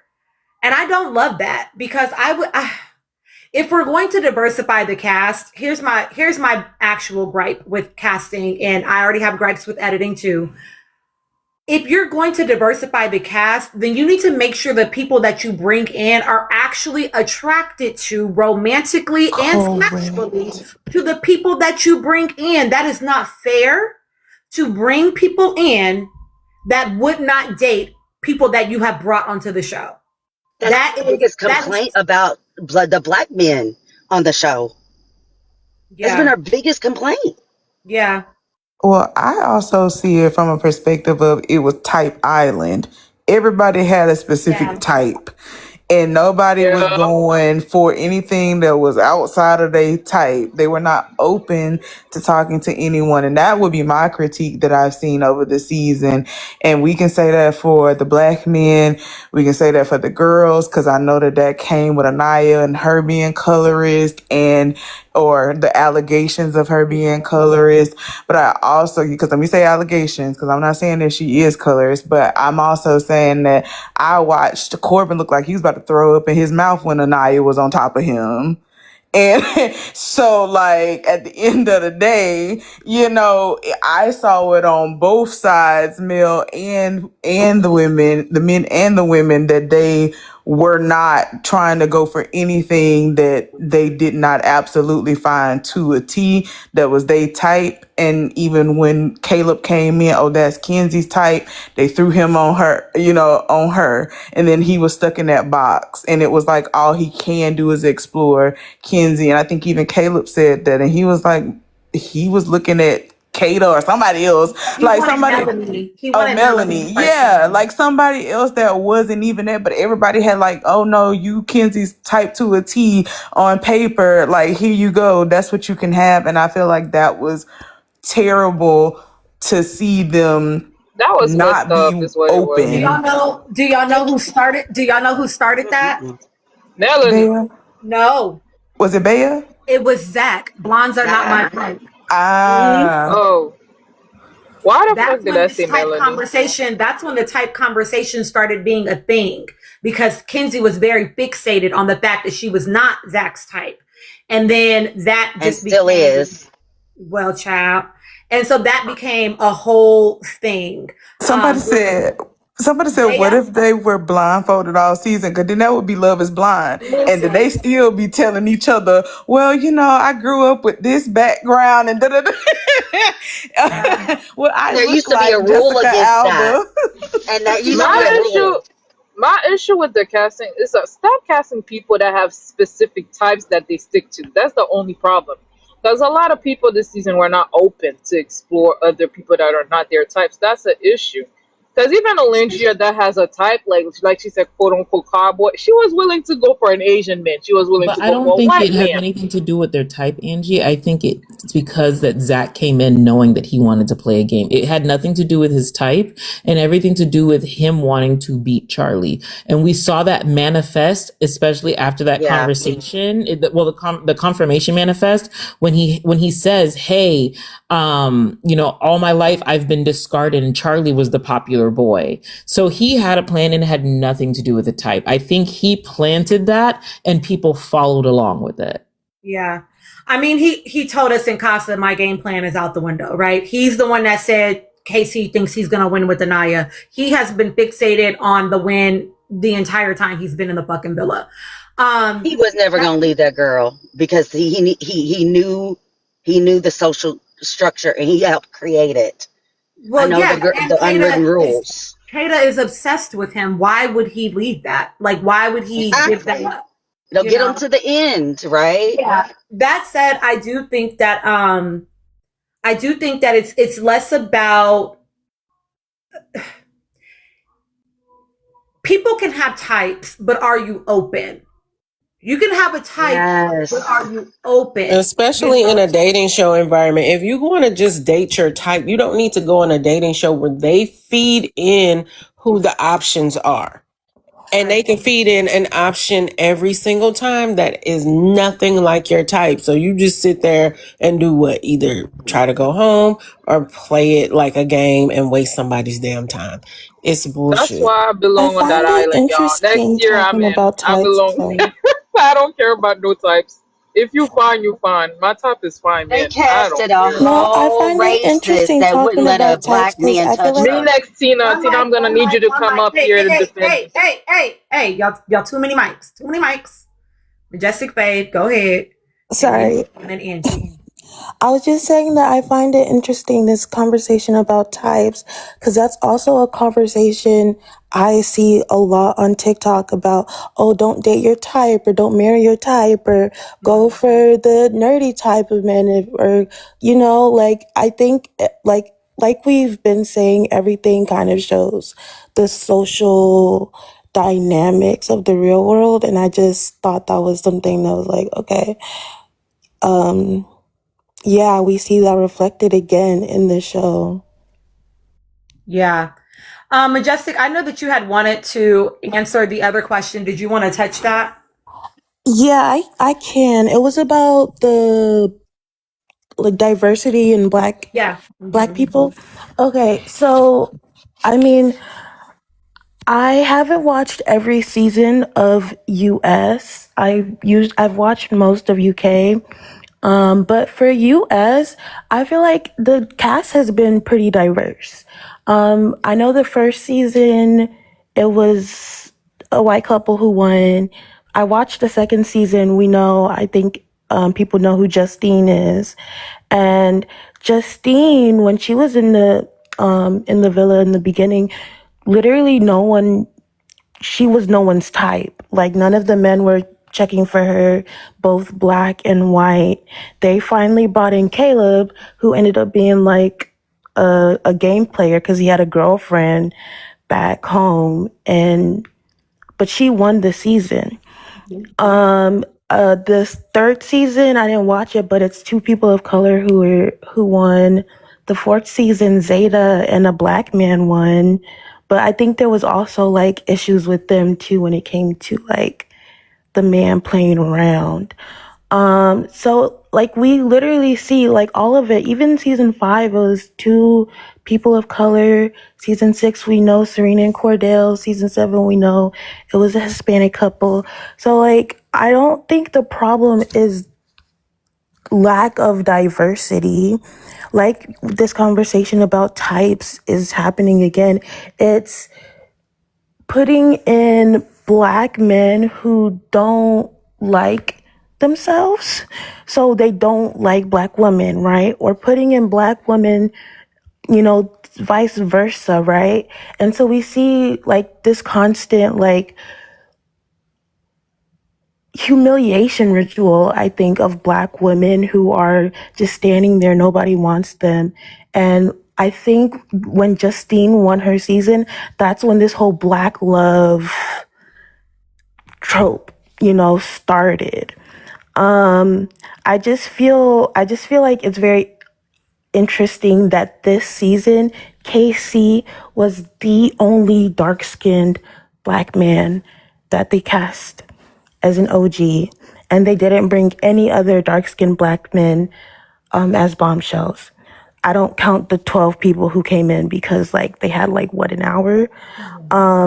So just seeing this rhetoric of, I don't know, I just feel like it's interesting to see what the producers did with the story this year.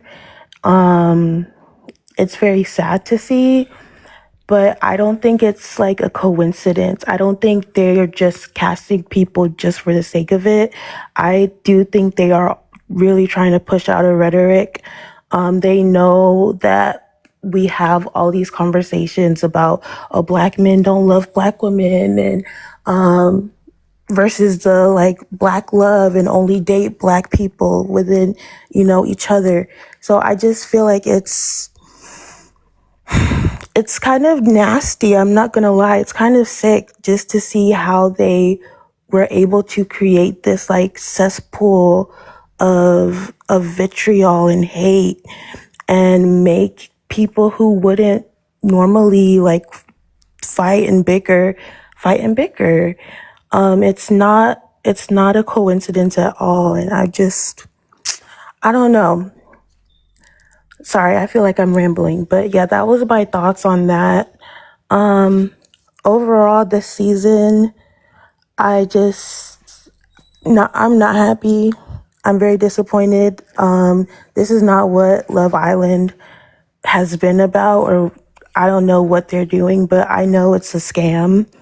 Beyond the Villa, they're trying to milk these people for all of their worth. And I know like all of our criticisms for them, I just feel like these girls, especially the girls, don't know what they've signed up for. They think they do, but they don't know what they've signed up for. I feel like they don't know what they're about to get locked into. So I'm interested to see how things play out over the next year and what kind of jester games they have to make these girls play. Yeah, that's all I wanted to say. And last thing I do want to say is like, yeah, I don't know if y'all seen the Love Island shop page, but yeah, they're gonna try to like use these girls for everything. Cause I saw like I'm a mommy, Mamacita, all of those like shirts for like $33. They're selling scrunchies for like $50 and pillowcases for $100. It's actually quite maddening. Like, who's buying a $25 bonnet? It's sick. It's really sick. So I don't know. They're really trying to use black people as cash cows in any way, shape, or form that they can. Yeah. Anyway, thank you. Tina, I've heard a lot of discourse about the agenda against black love. Do you feel like this season was an agenda against black love? And the reason why I ask that is because a lot of the times people only see black love, and maybe I might be describing it, or seeing it as only two black people means that it's black love versus, a black person being in love.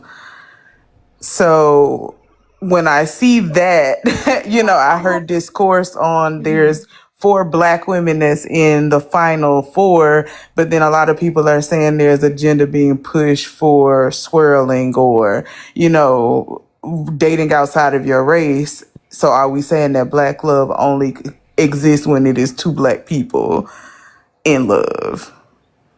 I don't think that there's an agenda to push against black love.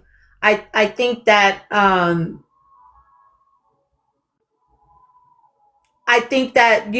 things just sort of shook out how they did. I know that people feel a way about the fact that all of those Costa boys came and they didn't keep any of the black Costa boys.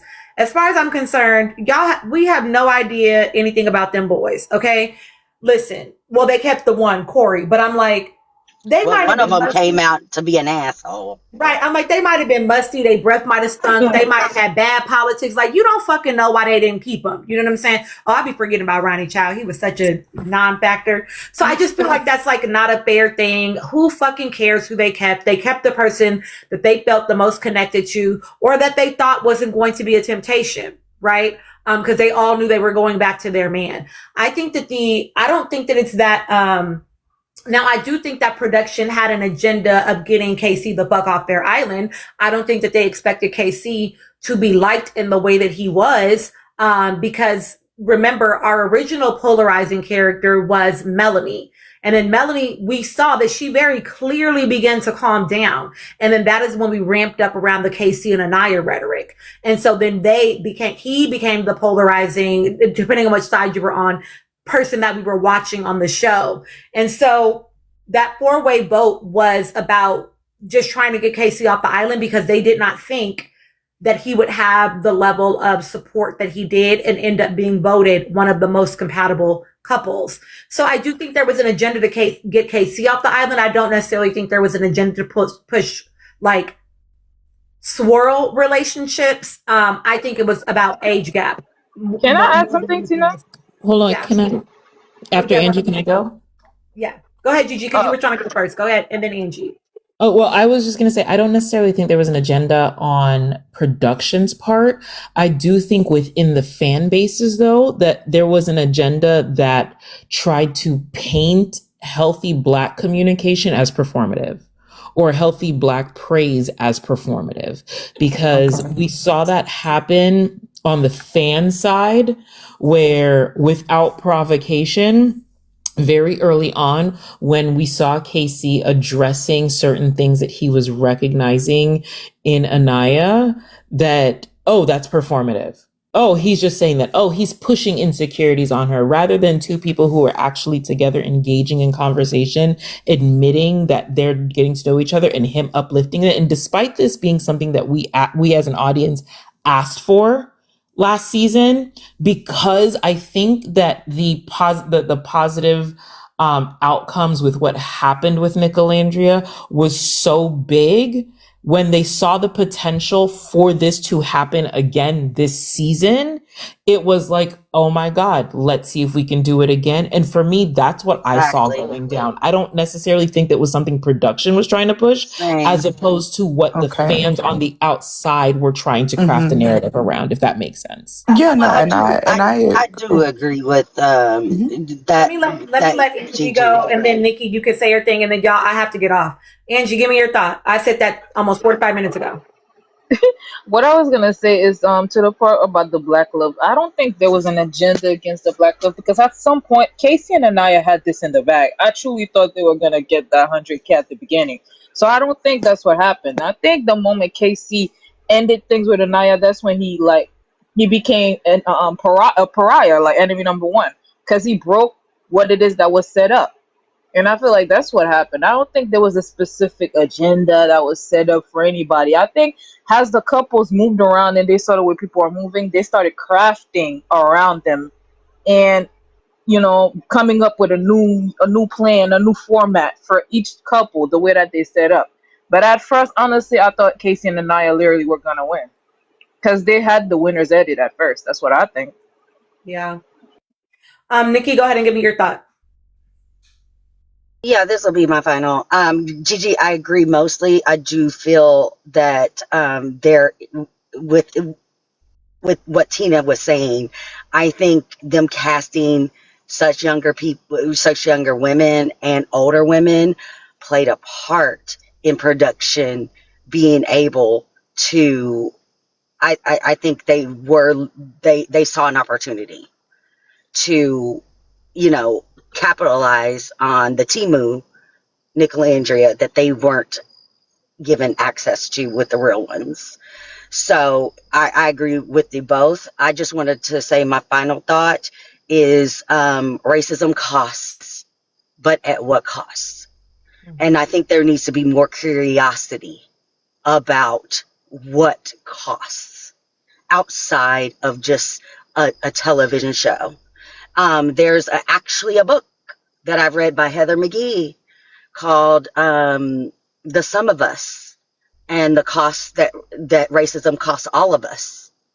And this is one of those times where if it wasn't a demand for Black discourse, because we are the culture, we have to remember that we drive the culture. Black people are the culture. What does it cost us in the long term? What are the long-term effects does it have on the community? So that's all I wanted to say. I did not I just want to leave on one positive thing. I actually did agree with you, Seven Letter. I did like if I'm a romance girly still at heart. I love the book theme of that. That would be like ideal for me, you know.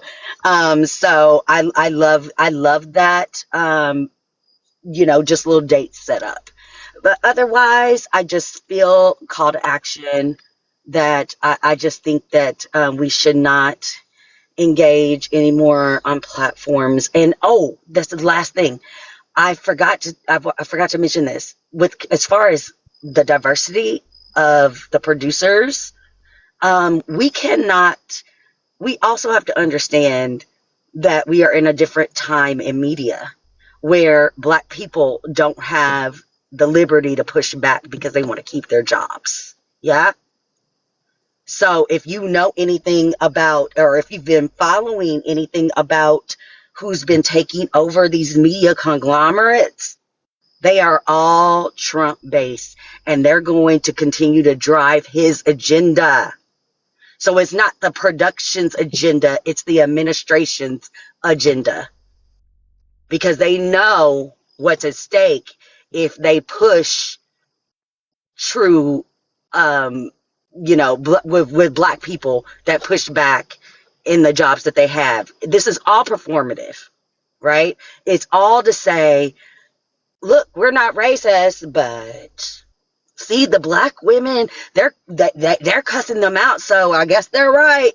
The Black women, 92%. That's how they think, you all. That's really that's how they look at us. And we keep playing into their hands. So, good luck. I will be clocking in the reunion.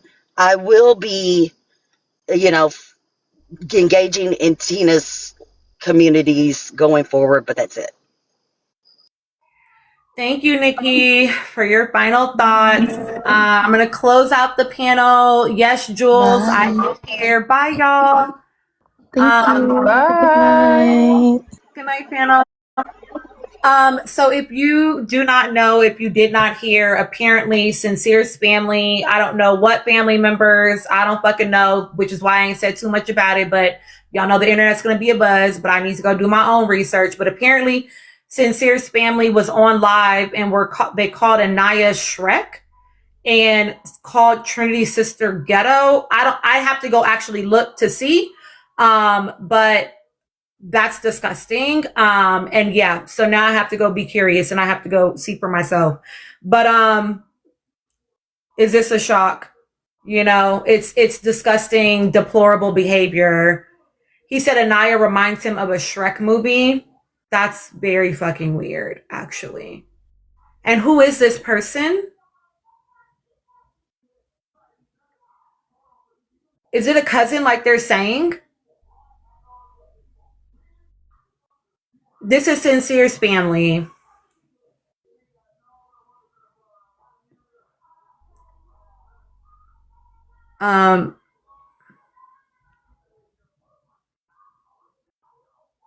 Sincere should have tapped that regarding mail.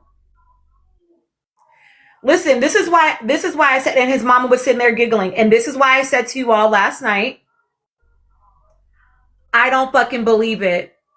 Or not last night, the night before. I don't fucking believe it. I'm not buying it, stepdad. I don't believe it when you're telling me this is not Sincere and you can't believe that he was this. I can't believe he showed up like this. This is not how we raised him. And I told y'all, they know exactly who the fuck he is. I told y'all they know exactly who the fuck he is. That was a lie. He was probably embarrassed that it was made public to the international community, but he was not unclear about who his child was, the child that he raised, right? He was not unclear. He's just like, why are you doing all that on TV, right? Which is why they kikied and did what they did in that way about those girls tonight. So, yeah, I will probably have some thoughts. I'll probably make a video at some point. Yuck disgusting. And apple tree. Well, exactly, Nikki. His mama saying, "I'm so proud of you." Like, for what, babe? Like that? You don't think he did anything wrong? Anyway, child. Well, I love y'all. It is going to be an interesting postseason run, it sounds like. Y'all have a great rest of your night, and I will see y'all later.